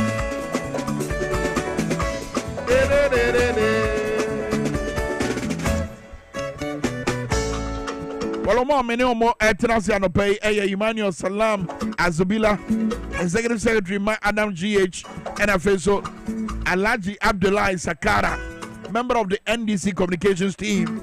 Obana no pay any omo tenase wa bro mine atenase wo Dwabo Ase wo power 97.9 afenso TVXYZ. Yes, uncle back there. His Excellency John Dramani Mahama Ekafa sa Hajj ahweye na wo mo de ehun asobo foma wo mo ba besie no ye nua no muslimi fo so mo kɔ kronkron akwantuo na sa ahweye no eno mbekɔ akɔhwe ansa sɛde ya bibia bɛkɔ so tɔte dia mo mo wate ase we ye aban ne kwan a wo fa so aboa na akwantuo no emu ayɛ dwoodwoo dia mo mo pempi no eya no ma be stranded. Okay, those days Hajj village no mu go preke say no na o how ni amane ahodo na wo mu fam enti mampanyi si afi de look yen force enyo yo na yen pa ahwe ye bi nya den emomo ahwe na o mu ba ye de emomo no eno no ye aban no adesoa no ye aban na adesoa no akwa se terminal eni esi de ama ye nua no muslimi fo no matimi e de tukwan na enkobo ya akwa se aban hu hyem aban ehu hyem yen kwa homa no so ne ne Al Hassan Bashir Fusaini, head of corporate affairs, Emma Ghana Hajj task force no and twetwe nkomo. Alhaji, ya wache wo akwa ba. Alhaji. Hello, good morning. Hello, Alhaji. Alhaji, good morning. What to Minkah? MSA Alhaji Al Hassan Bashir Fusaini and Tienka. Alhaji, what to Minkah?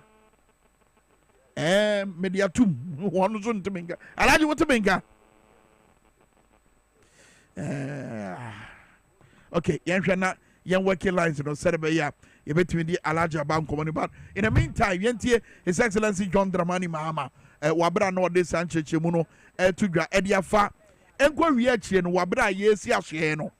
The free Hajj Muabano, Diade, Tia Baby President Mahama, Adrian, and in each day. This year we set up a task force to manage the Hajj because after government took office, we realized that period between taking office and the Hajj was too close. And so we brought competent people together, headed by Alhaji Collins Dauda, as a task force to organize the Hajj for this year. After this year's Hajj, we'll constitute the Hajj board and we will appoint the chairman of the Hajj board. I've instructed the task force that Hajj is not a business. Hajj is not meant for profit. The Hajj task force must not structure things in order to make a profit. We don't want a profit from Hajj. After the performance of Hajj, if there is even 1 CD left, that money should be donated to the poor or used for a project in the Muslim communities. Okay, it's your honor, His Excellency John Dramani Mahama, and each day.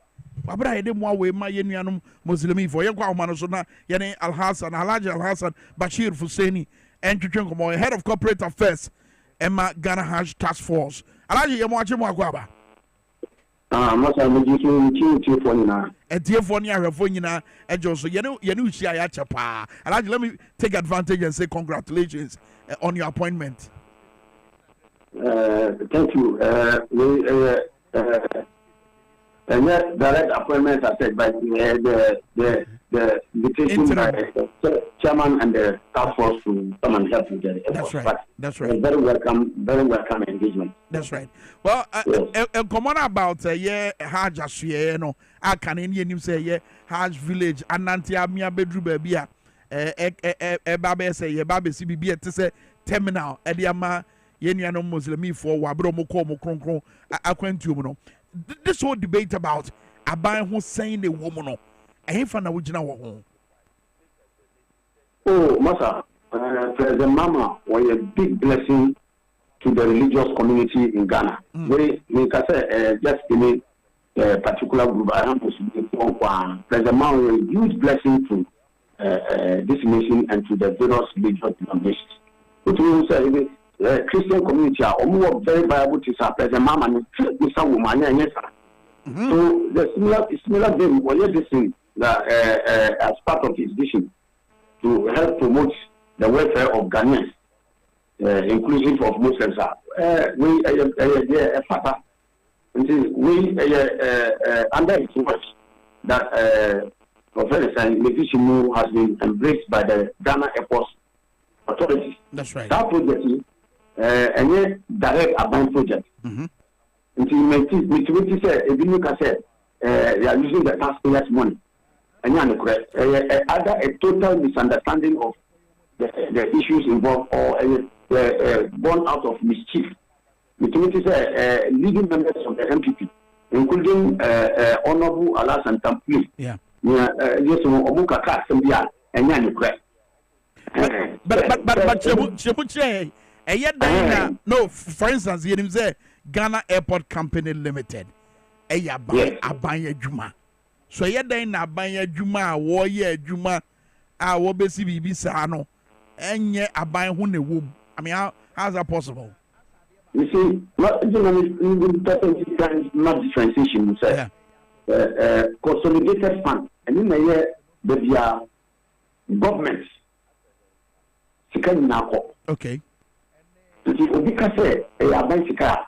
is what they are referring to. This particular project, and from the consolidated fund, and from the office and efforts of the Ghana Airport Company. But Ghana Airport Company, a limited liability company. But Ghana Airport Company Limited, when you sika, when you say Ghana for now. Yes, but as we know it. You are talking about the consolidated fund where the taxpayers' money go. And Ghana Airport Company is a state entity. It is sometimes we make a distinction between the state and the government. But then see why? Taxpayers'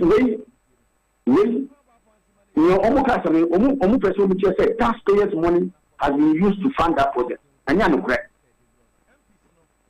It's a way and yet taxpayers' money as they say. A state institution. That's a one difference. Taxpayers' money, therefore, consolidated fund. Accountability process is completely different from an entity, state entity, or more investment in a project. So when a Ghana Airport Company investment in a project. And for so many, a free one at Yama, the Ghanaian.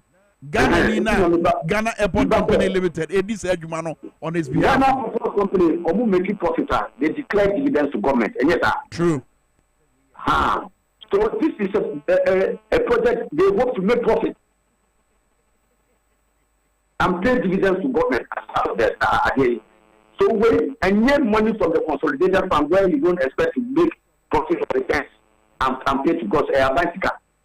Okay. Let me put the question. All right. So let's get that very clear.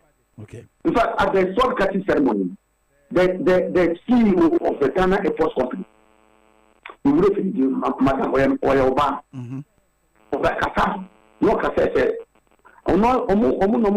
that project is beneficial to the Ghana Airport Company in a number of ways. Mother, some examples. Terminal 3 is one of the most profitable ventures Ghana airports are undertaking. Yeah. So, the more we say, Hajj, more than 10,000 people will gather at the site. Some of them pilgrims, already the pilgrims are 5,000. They're set to go. That's right. And those accompany them, matter, they'll be even 4 or 5 times that number. Yeah. Until you now compare you on Terminal 3, matter, a human entity possible. Terminal 3 will be completely inundated and flooded. Very true. So, Omar will say, for the operations of the Ghana Airport Company to continue normally and efficiently at Terminal 3, they should take the terminal outside Terminal 3. In their own wisdom, they brought into the issue of President Mama said, almost see permanent high terminal outside that. One, it will not to their benefits. Sir, it will enhance their operations. Yeah. And two, they will make money. Project hostel. Yeah. Better hostel. Yeah. There is a restaurant. No matter one, okay. There are other recreational facilities inside. When you patronize it, you will pay something. So at the end of it, secure back from that place. So it's an investment, and not just they are throwing some money away as the skin people. That it is skin people. Almost said this Bible thing is coming under President Mama. They are trying to disparage it and compare it to the useless cathedral. Well, because if you compare it to the cathedral is a private project of the former President Nana Akufo-Addo. Yeah. And yes, sir. Yeah. But they say they are allocated $400 million, out of which almost spending more than $58 million to dig a hole and nothing else. So, you can compare that useless project to this one they are doing at for the president. So, comparison. Okay. Very well. Matter, which entity for now? Makase, I've heard your friends, one honorable Alassane Tampouli, member of parliament on entity or Kasa. No, Kasa. The other one, they are making this disparity and then turning down say, "Omo claim credit." And you want no started this project. True. So matter. So will you want to go and claim credit for it? I have some more. Number two. Omo started project new. Number one, so back at store. And I'm yes. Yes. It's a project of that magnitude. So back at store. One they catch sword. Some then who catch sword.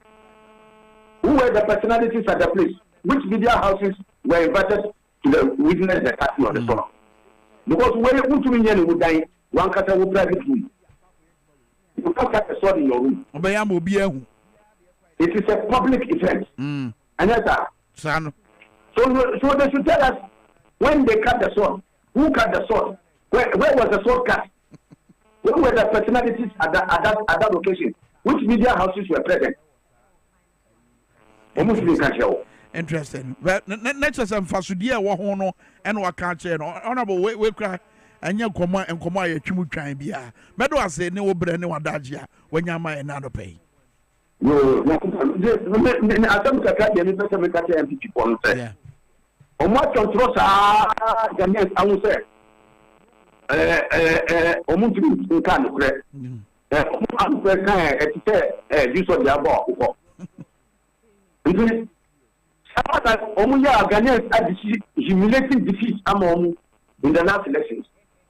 Na yɛrɛ wodi unan bɔ fɛn na wufi ase a nkɔfia baabi a wufi ase no kɔfia baabi a wodi unan bɔ yɛ no. Omu sia that lesson. And they are still continuing. They go deeper and deeper into opposition for many years. Very well. Almost here, this now. Almost from five. Not learning how to be civil and truthful. But when I'm showing the same level of arrogance to Ghanaians, it will take them a long time, maybe even forever. Very well. Because Ghanaians have got to know the kind of people they are. Absolutely. Honorable Medo Ase no Brand Wadaje. Honorable Al-Hassan Bashir Fuseni, ABA. Fuseni and Alten Canano pay a Dwabo Ase power 97.9. Now we also make us a neat and very simple. And where I agree with Tina, a man who him.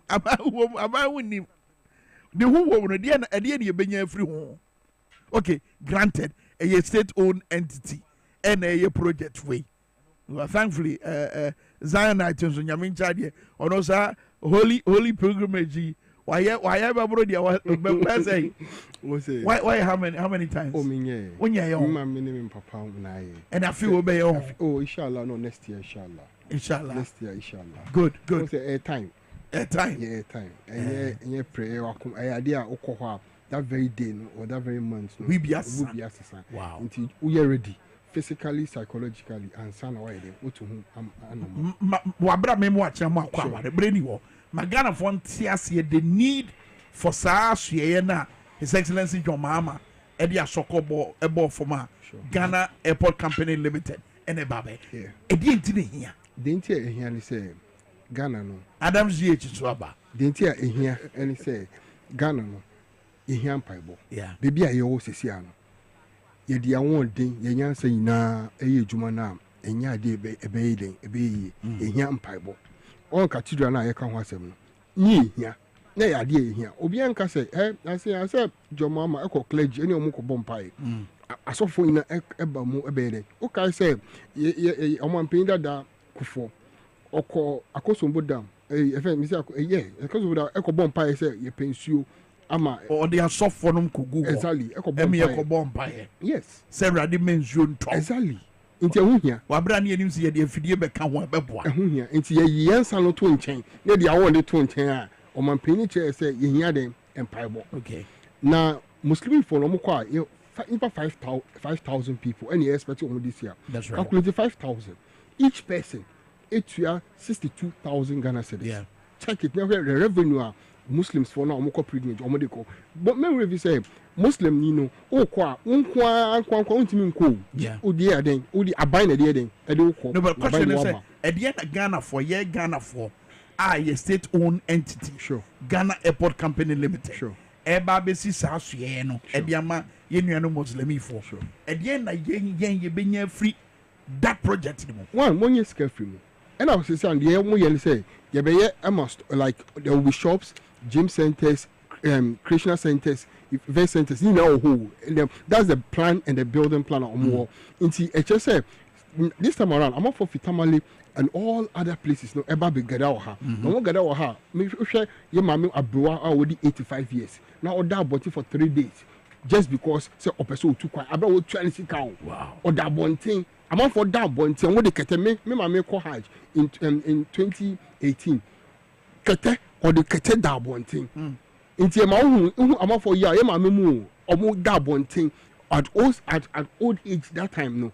eya ha mo from nti eya dia jomama na onim eya wa ye mame mu fm obi a otua 63,000 na odabonti for 3 days what yes so ntimi oba hihye ya na enkoye nti oban dwuro so nkofo wo mutua menye sika from ho nti aden na minsi adefefe emo a one aban ne besa gisika from because omu ba ye adwuma na nyese okoda ho bia free wo betua inti ayade a obesa anya resource and ye ni na to nchem kra ya wo corporate responsibility man for eden inti so offense institution like airport Ghana airport say o si na enye so o de chain o ye the revenue free ho ono so na be ye adwuma ho ne check in area mi hu ania ewom ye na free ho a ye hia empaibo enu na ye kɔ ho akɔbɔ mpaye amagana sɛ niema ye wo mu bebi a ye wo enne no ye be free ho ama ye hu asase a Ghana nyame ahye ato ama ye nyina mi hu ni sɛ e boni bia enka the only reason na enne ye bedu obi a ye wo eye sɛ ye onkofo bi a mo gi sika e de ko share baby enu na ma Ghana fo ni abro enu na ma Ghana fo ankenye bibia ye ba ma me fa subila Adam Zubran Komori azubila kwaba and then you offer ho pa that is economic forum na ofiri ya wo ko and now can say what the Zion night nyina but some komo way on say can ka on mind you focus e was economic dialogue mo but Hajj your friends asue ye ba besia Ghana Airport Company Limited di animu no enu mo na abeji amanfo adaje ko social media and aban huom and aban hunim aban huom and aban hunim mina mibusa Zionite said ye mfasudie na Ghana ye benya frim siesi asoye ni we ya de na ye benya frim people are even likening the project to a national cathedral no and then ye pana yeah Kofi Kwame ni yeah sorry Kwame what do you mean yeah say more Mama apologize for my ballet kakra traffic at here but thank God say we are here ninyi na ka economic dialogue exactly was some check when traffic and now can say na I mean try what if for no afefo nyina no pay na me hwe Hajj year ma besia in fact mani ajipa me kai emra na ye campaign issues are na manfo consent pa ye call especially most of the Muslim communities no na sa Hajj board na almost say onim say asase no omoye Hajj village mpona yaro eton ehun semsema omode ehun project enti obisa say sia emfaso ben ene benya free bone of contention is say Ghana hu komwa what's the guarantees here being be free? One who say Ghana. Honorable be for saying so say consolidated fund in the and say boom. Then only a Ghana taxpayer money no ne come. But where Ghana Juma Kuo and a Babesi terminal and the other way. So that's a difference with you. One who say Ghana and Yama religion me no ena a dominate to Ghana. Yeah. Christianity any Muslim. Now say Timu says here war the holy month. Some month way Muslim ni bia no ho so say obetu kwan akomeka akobom paye ema ono so atumi afre no ho alaji say oye malam kwa na wonya nko meka alaji no odi no yentumi vanka mane yi enti wo hwe nipa dodo a wo Ghana ha se ne yemfa yenya mesum nia we Kristo suma na se ye Islamic eniagro se enya terminal bi se na se purposely for Hajj. In fact nigidie kese sanso na wo hwe National Cathedral ehun semba ya na manfo bobo mo say oh ade de pa o ka say chief imam po donate 50,000 Ghana cedis semeboa support yeah CNC National Cathedral me no ka say $58 million amana keke na ya tu maybe say me quantity surveyor say me mete omo mbe sa investigation omo mfa me na yenko omo ma me drawings of National Cathedral no metima ye quantities ama ya hu how much event is almost spend so far up to some no. Wow. Now you see $58 million the aka ni age. Enti say nye Ghana sika mpona say this year. One, Muslims Ghana for. But Ghana sika. Christians Ghana for. Ni nyina nkamfra no ye Ghana for. Ade be ma enko say omuko Hajj village na say bibi bone koto omo a ato Ghana nyina. So omuko omutu kwa na se bibi bone koto omo kwa nso a ato Ghana nyina. Enti say Ghana for na yegitum say Muslims and Christians dominated country. Enti Muslim every month every year be do some way na nipa dodo na tu kwan eko bompa ya Mecca. Enti dopem na omugo bo ho no yempe kwa metima kono conveniently. One Emma Ghana ye religious tolerance equanim. Emma other countries and we say oh this is a united country not only in political but on religious grounds. So obi ebisa say what emphasis there na edebeba. Yeah. I think the person you say unim owu na ahwe the peace and the unity that and the good name that is bringing to Ghana, no, that one alone, I think, is even too much for us. And they are asking these questions because liking the Babesino to National Cathedral, you know. And you're showing that by the Babesino. And yet the same thing. Okay. When the amount for who to quite a pie, and they will be or not say, or not Ashan and young coupon boss say, Obedim and Penny Obesi, a solid diamond. Or no, boss, we met away. Mashem nyanko pombo maka tire nyanko pon se o ma me bibia me nsaka me wona ase abede ma no ene me ne nyanko pon tem asem se me nsaka na se wo te se makofa Ghana sika ene de kwa akoda nyame ase na me ne Ghana fo ani ni yi sa de na me bisaye no enye me ne Ghana fo yi na bisaye na even Ghana sika na wo de kosi no wansa mfansi o wasa akofa asofo kukudam ama ma ko bu Ghana faso wan kasa woda yeso manase bia wo bose a enye sen ka wo fa Ghana sikesi wo de Ghana sikesi ene e bone baako ne etoso mienu sika na mpo no nka fasi wasa bu Ghana faso ama yetu amana keke eno e bone mienu ne etoso miansa na se efiafia na judge 14 wama ya bubu sa dan ni nyina ma enne Ghana boka esa pe accommodation ama sa nkronfo no na wo no afa why you more wicked to even Yankopon any Ghana for than say within Nasie? Ntuti Museseni and Hotre eba Ghana for regret some to Abama and Nado no. Samson and Yankopon for regret say Nanado Mampeni or Ghana because Bibi Bia or Caso Obey Bia or Ghana and I say Obey about Yankopon Pono or Side ya any. Very well. Okay, Yamra common Ankasan many as we land of so Zionite and our Frederick. Dwabo Ase Ese Kwame, good morning. Kindly ask the MPP rabble rousers how a prepaid for pilgrimage brings debt of over 5 million plus US dollars. If they can rationalize that, then maybe we can start listening to their negative noises at this time. Kwame baby a yekono ye hear the phobia. We have message but yamra economic uni bre. Just 1 minute before yamra economic forum. Now economic forum komono way many analysts say e yakwenya sronkwa President Mahama dia to ho abeboa ama yenya different or diverse opinions a betima shape your economy no in the coming years. Ebi okay Nanado Dankwa Kufuado but now we pay abemu abano no see economy no e yatete kwade and it's true.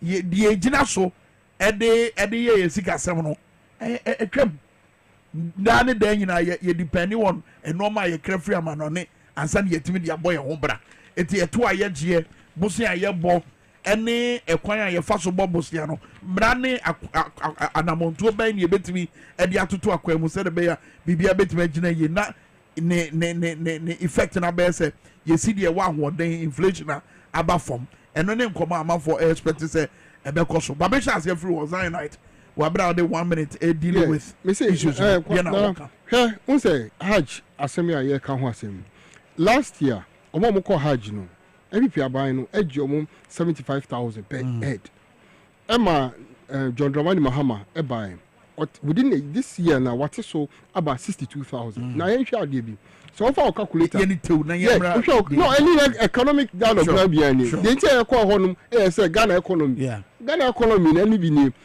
aban giga ni bia 75,000 sa ban na ko ahochire we mu say we need 13,000 free so 13,000 each person so all your calculation each person or offense aban mu $866 zenka say $866 ala Ghana ni bia aban we save na sa $866 no all time say about 5,000 people are expecting some local Hajj wow $4,333,000 $4,333,000 and no na John Dramani Mahama a save Muslimi for more Ghana into way and yet idea about the amount of so $4 million every year so it is a nipa way we are then me say Jomama how be your home obi obo Jomama bia the calculator ever since Jomama abba every calculator will be able for bia a car or minor bono above from sure no 60 ministers are or the abba okay say you shifted from that 85 her calculation keke so minister bia age 30,000 Ghana cedis minister bia na yate 85 so aba 60 a hon ko keke no John Dramani Mahama asevu Ghana 9.1 million so 9.1 million now John Dramani Mahama asevu Ghana no all the time seen by 4 years 60 ministers they be useful for 4 years no John Mahama asevu Ghana for 36.3 million and no nature say abaya onim the situation ye woman the state of the nation ye woman e kabubro o maya ye nisika ye ko mo bo sika e wo ye futu ma wo no abawe akọ no $64,000 no dia sem mene ministers to mo ho ina all the ministers no ko home account mo they hidden have money more than what emergency money Ghana ina ye wo that is it more than money a wo nkofo bitim ti se ye ko ne enya akonya ne ye ko economic forum no a we nyina ne yesi eka obi me se me fro na e ba hia ba ne hia sa forum no I mean ebi mo dwen say na munni memma o ma ben wonim de e wa ba mo betima ye unim de ti a na chile 2 constitution no up to ne nyense bia no 8 min transact na chile 2 no to it say tomatoes for okay some ko for ya na kan say tomato for na akogina o market women o ye den e no makogina ho he before say wo benya nyansa ko school akoye PhD o ma mi o fie untimi fa 2+2 and that no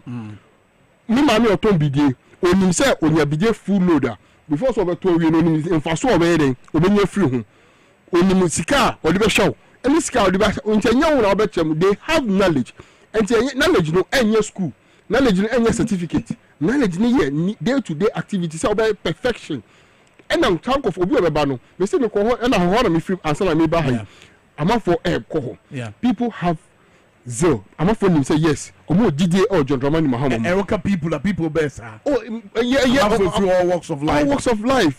Yeah, you be a free yes, I will be a Messi near. Oh, but now who MP before who say, oh, you go for you go for home. Yamia choma dio omunim pass ade we yombe on fa wo say we MPP ni we NDC ni for me fa trotro na pa we abahanum no me who say mate no NDC ni and MPP ni mo who say driver no NDC ni and MPP ni ye ka oman no ho asem dollar ekofoma ukoto a ye nton NDC dollar ene ye nton MPP dollar e ye oman Ghana ene ye ka ho asem no nti wo a wo oman odo ema oman no obia ehia wo ho. Don't forget tama Yesu or your first year into I saw them. I'm not for this kakese buy just to impress Jesus and get the miracle or the eye of Jesus. I'm catch the eye of Jesus. When I catch the eye of Jesus, Jody coins too much. I give con I'll be a tin or saw them or no.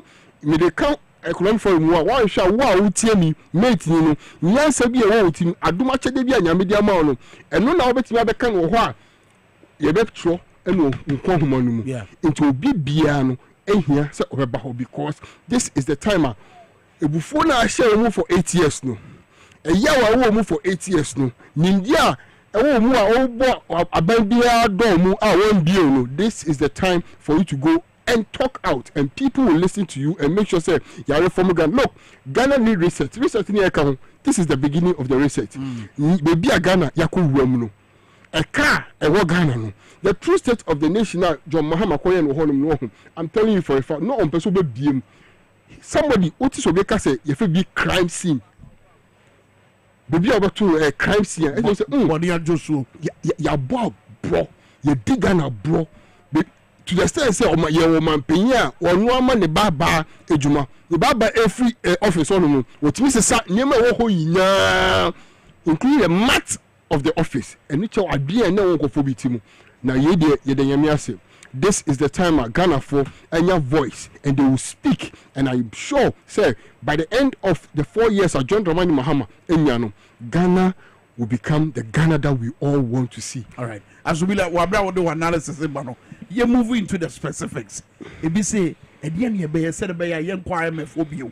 It be say e ba bosia bo bebrebe na e dey na e beto akwa mu said be ya aban e be hye no ho so. No kobo bosia bebrebe e no ma so ye kraba man mu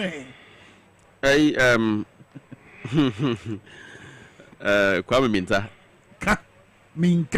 Minkah and then they asked me and then the person no he see what you are not seeing exactly there was fire and there was sport yeah exactly so share economic forum yeah idea Ghana for expected kese pa and they say the hardship beba form yeah e come air there man for any year cedi to dollar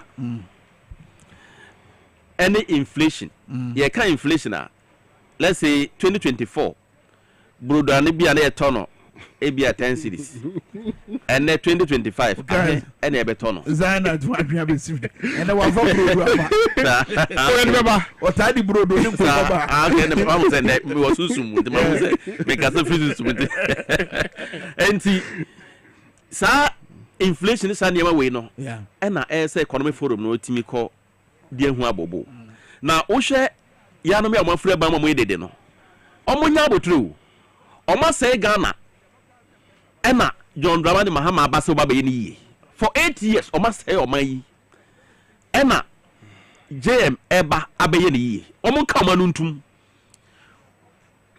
ni omo de ye omo ya akotena parliament a omo hu say Ghana fo to abatia omo a omo kita MMC me ka MMC Macro Minority Caucus omo de parliament or ma still omo se nkonya no mebubu chess ntokwa no mmeko omo frɛ ebinim say daughters of murderers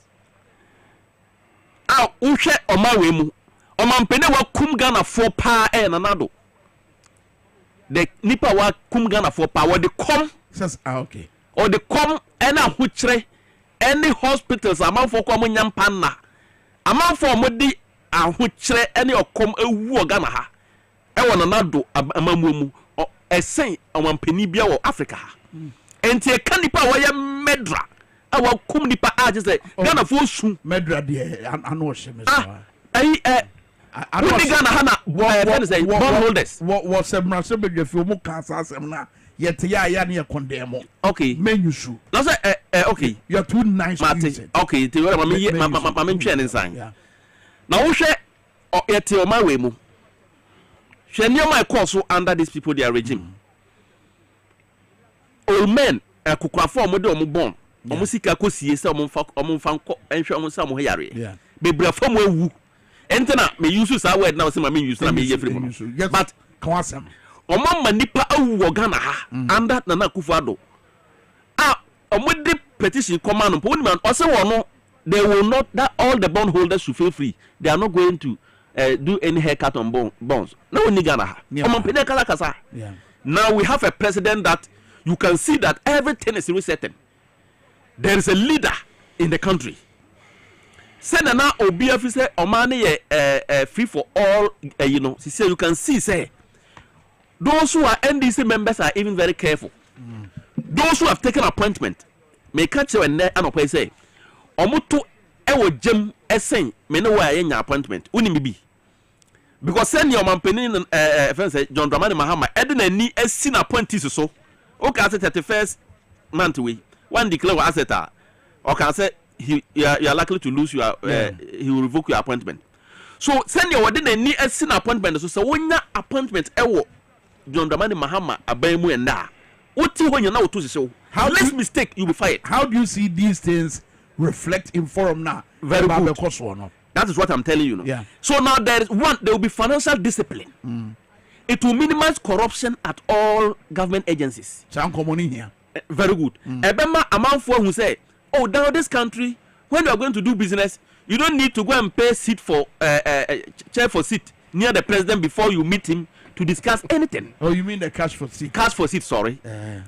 So you see, when you are able to eliminate corruption, when this economic forum, one of the major things I may say, and discuss the Operation Recover All Loot and 24-hour economy policy. These two, if President John Dramani Mahama is able to recover 50% of our stolen money from the previous government, I believe Ghana, JM has already solved half of our problem. Do you know why? When JM was leaving power in 2017, sinking fund or jive $200 million US. And say, maybe so what they call Ghana cities are 3 billion new Ghana cities. Wow. $200 million US. And 3 billion new Ghana cities. And our Jessica Pudo way to sinking fund. And Nanado Efra Baimuno. No, Masadi when you clear. Sa 200 million US. No, I 3 billion new Ghana cities now. Joma Eja no. Upon all the move e-blocks meboa. Yeah. Projects bebre. Yeah. Rich hospital higher. Yeah. Circle interchange. Projects in there na uncountable. Legon. Medical Bank of Ghana. She said meboa mi wie enye ntina me wa ha. Upon all that on sika puda ye sika physical cash. Liquid cash. Sa na account for friend. Ah waja to sinking fund. $200 million US. You Ghana sika no new cities no 3 billion. Akufo-Addo wabo busia che say ama Ghana pem afa ye kope busia mpo aye mayen. Ono every abamu 7th January 2025 oja ye $64,000 subhanallah. Kwame Minkah kasa me my account me posika dem say $64,000 no. Oh na $64,000 so the Ghana cities are 960,000 Ghana cities. And 1 million Ghana cities. Wow. Multiply by 15 cities. We are sitting with a billionaire. Maybe I'm not a billionaire. No, I just want to see how. No, but more thing. Cars are used. 200 I made by a ton saying 800,000, 900,000. And it's a free abamu. Na sika waja was sinking fund. Ebe tuma to car ba ko pe. Me car me de buy. Be dey track ba ko. Yes. 960,000 Ghana cedis. And Nanado Eja was sinking fund. So I had a lie. Abba. On my moon. Now I cannot for that time to the most expensive hospital first Abruteno. A day house hospital no or cheer more than Sika Nanado Eja was sinking fund Ghana. I'm sure. A day Sika or Kenoforata expended Ewa Brutino. A saying Sika Nanado Eja was sinking fund Ghana. This is why I can say. If you are talking of a murderer president, that's a Nanado, wicked and murderer president. That's a Nanado now part. You will never get such. Could that be the reason here? A Bimujins one MPP for no forum na so man. Share advice and person de ma omanpeni John Dramani Mahama say. I saw for malams and I him fubi. MPP form penny for ko say oh. Mon country papa ne say on concentrate on resetting the economy no na witch hunting na dey on the one forget it na say President John Dramani Mahama etie ahemfo and witch hunting be go me hint say ahemfo be frɛ no anase bia malams anase asofu bia be frɛ no aka che ne say emane tata MPP for nyi Jessica o ma wia no on the oh yeah, ebia the nchechemu ba man mu nto on forget na on concentrate on resetting the economy no sani pa no on man security for no bora mo awodi na chi no omo sake sani ohena na say malam ara so for no no free no honko because Ghana for ani brabre ora no me ka che say joma etimi implement ora na say mo retrieve sika ya no mo awie en kwampa na se wanya hwera 4 years no so no so a so na se okwa e be bones mama no and he will be the best president ever in this country. And we want him to maintain that name. These people you will receive the money first before I jail. Yeah. Nothing else for him. I was happy when I listened to him doing the sona. What she say? They should declare them wanted. Yeah.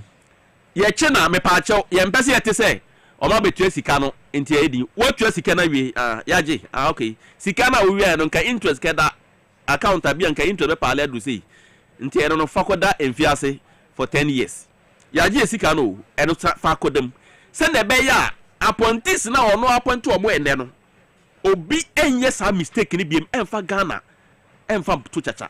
So this economic forum no ye ko ako discuss how Ghana will be better for all of us. The Ghana we want, John Dramani Mahama, the Ghana we want is for us to collaborate and make sure everything in this country is reset so that we will have, everybody will feel free and live in Ghana like this is my hometown or this is my country. My country. But and sir Ghana na yenyina ayepeno. President Mahama say yenyina ni yabom. Yenyina ni includes MPP for no. Oba pesa MPP for no beba dwumedi ase. Oh yeah, why not? Ebeboa because adwin will be a team. Enye ye nko a na ye adwin wo a team. Na ade a ye no Ghana, omuka Ghana for him. Yen we are always open. Hwe nkofo omo speakers omo on bill. Yes. MPP for ka ho. We don't have go bia nkofo a ye nim so MPP for e ka ho. We don't have ye mfa ho. Ye pese ye chichire oman Ghana no do ene na me brand so America channel no man insuro obi the question me about say how crucial is the presence of the MPP comparatively to movement for change who were not invited? We invite everybody. You invite movement for change for everybody. We have everybody is invited. They are invited. Okay. They are part of me say omo call fish omo call epumu omo tailors or if I say mason for a mate for a driver for union we aka ho ye obi film right obi ye Ghana ni nche obi yeah yens obi ni yensa enche obi sebi akwa to me kanya asem chiro e ma say we ayanyansa and we there you don't have a problem with MPP for na mo so a problem we have no sure e dey na wo ususu mu no omo betimi dia ba beto dwa e be boaye em ye yi ehun afri tibia oko fitting shop now that events and mechanical or the car man or sell no yeah onim de ya already onim de o sell onim de obetimi aye onim abro na o dit mi onim de bia ede obebo nti omo fa sa abro no mra omo make say aha ne sell no na say ne sell no na say ne betimi aye ni omo man so a omo nya nipa nchen ye onim de fo we have yet so we have the men any ne we have the men any ne it is adwin you gotta forward adwin chom we have mind you say we are inviting everybody ye be free ye family obi amra anybody who really wants Ghana Ghana dollar come so person who say dollar no about from 17 about back to 4 cities no obi involved we dey ye obi free na me say me bra kasa no oka about onya botre eni ora bible ni jumadi a ora fo e dey come John Dramani Mahama na me yi ba ko pe actual eni we actual okay abro amanfo di sika ye pese retrieve no eni this is the money we will retrieve. Now look at the money. Just this is the money we will retrieve. Estimated cost of financial scandals. Sure. Listed in US dollars. Sure. Your friends say National Cathedral sinkhole. We're looking at $58 million. Exactly. Ambulance scandal no. Oh my God, $108 million. Sure. Sputnik V vaccine and some no. Oh my God, $2.8 million. Sure. Nani wa Ghana ye go $2 and no so ga obi na me si e sika moji ye ne ye kan wa se ye dollar ye ka si dia sa kan ta no enkoso zero so e be 88 into wa be confusing frontiers yes. COVID testing na koso e Okoroka International Airport en Chebia e friend Kwame Minkah Airport no $130 million.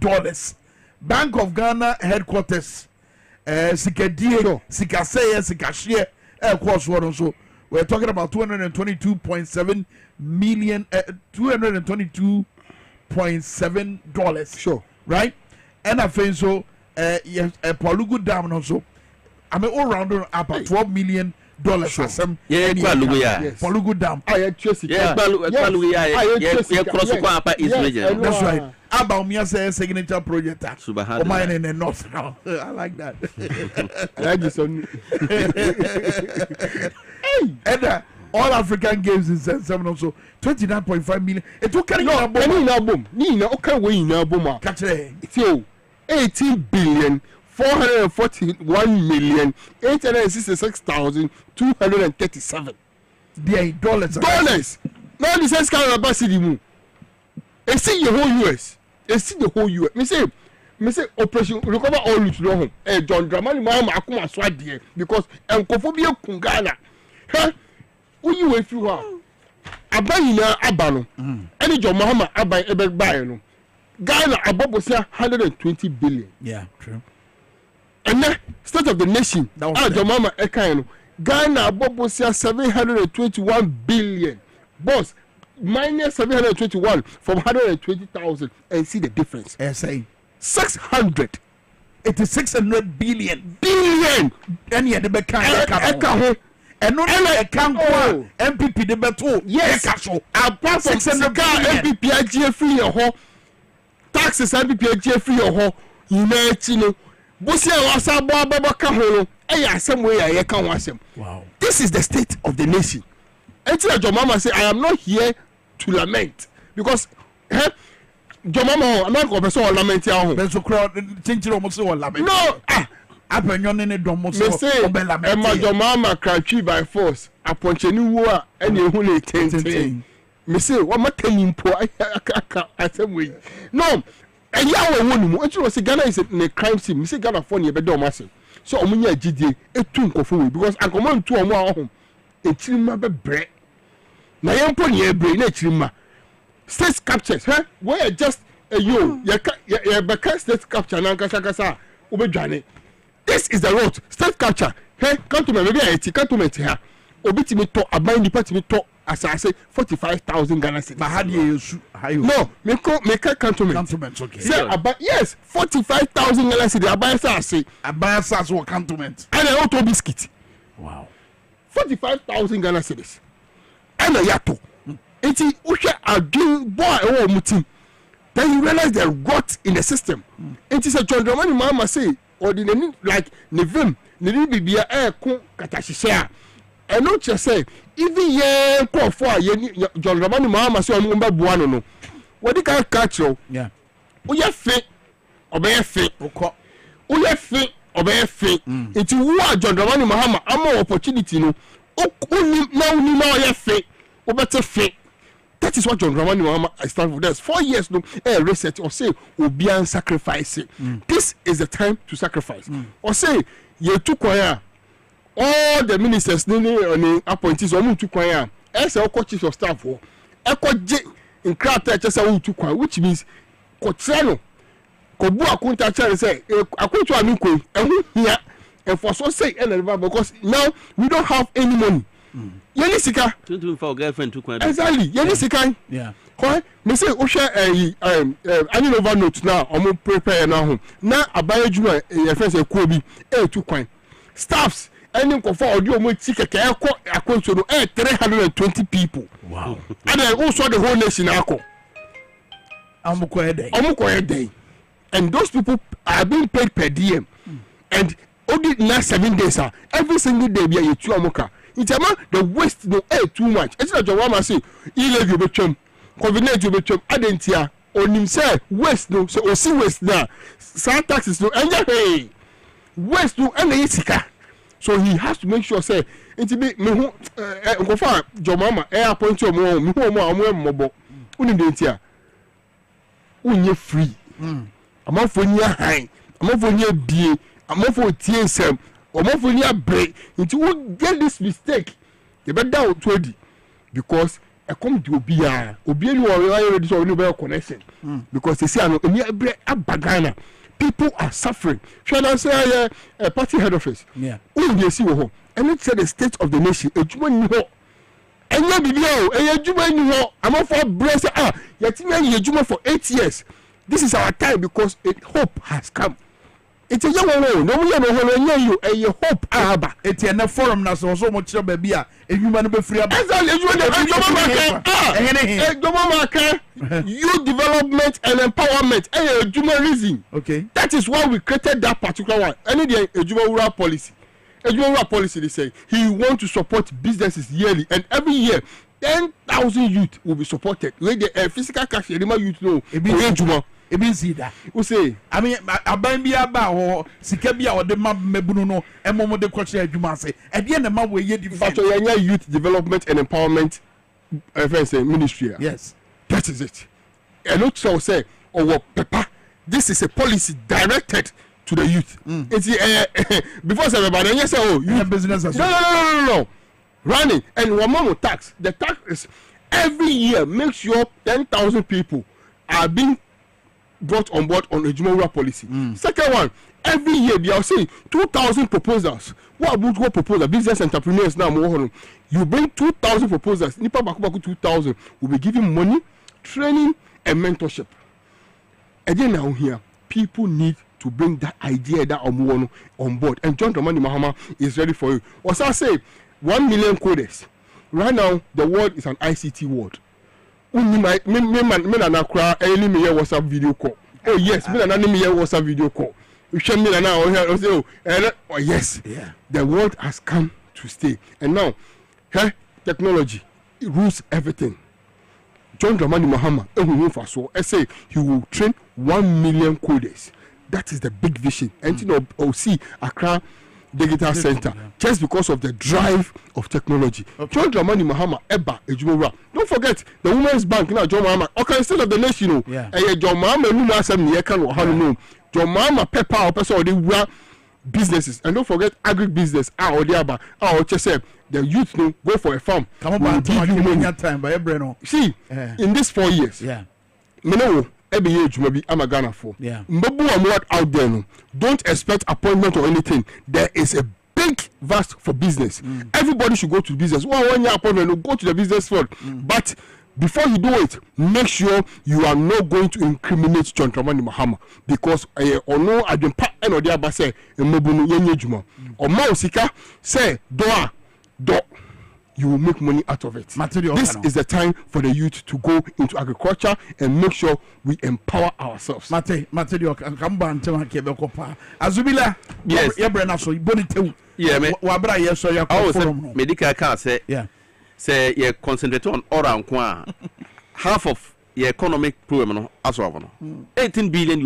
Revenue per annum. 18 billion. Okay, I say your mama. The first time the busa no boy in 52 billion US dollars or Ghana cedis. I'm not quite sure.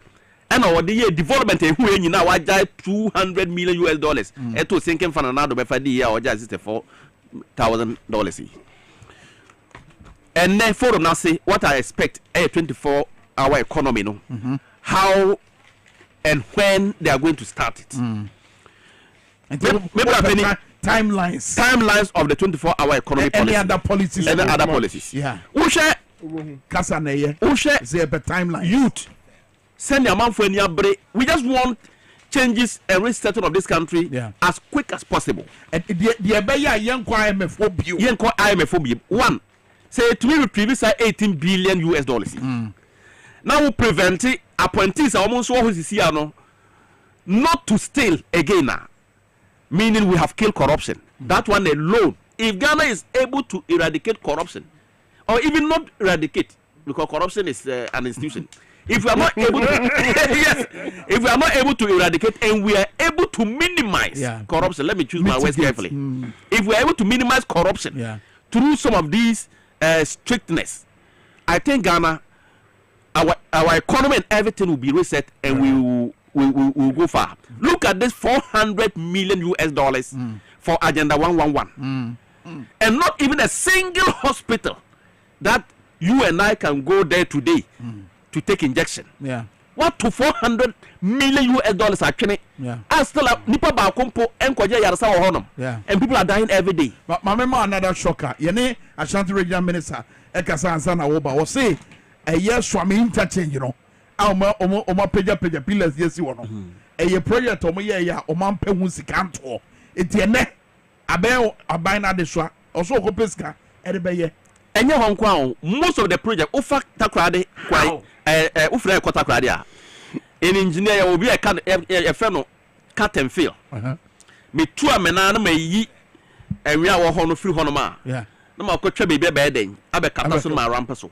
Sa na oye free fɛnse kasoa hɔ edikosi fɛn man kesi wini ba no kwan no nti obeka kyerɛ sɛ deɛ me yampo no sɛ ɛkwan ma ɛyɛ asphalt na cars nam so no watutu eni nyina dwira to hɔ ɛda ɛyɛ cut and fill te sɛ kwan no so nyina mfuturu afa dwoma ke so ofri kumase ɛkɔ bekwai the same cut and fill enti election year no ne no mo yɛ nyina ne sɛ cut and fill machines in kwano many to anwia exercise anwia san fail it.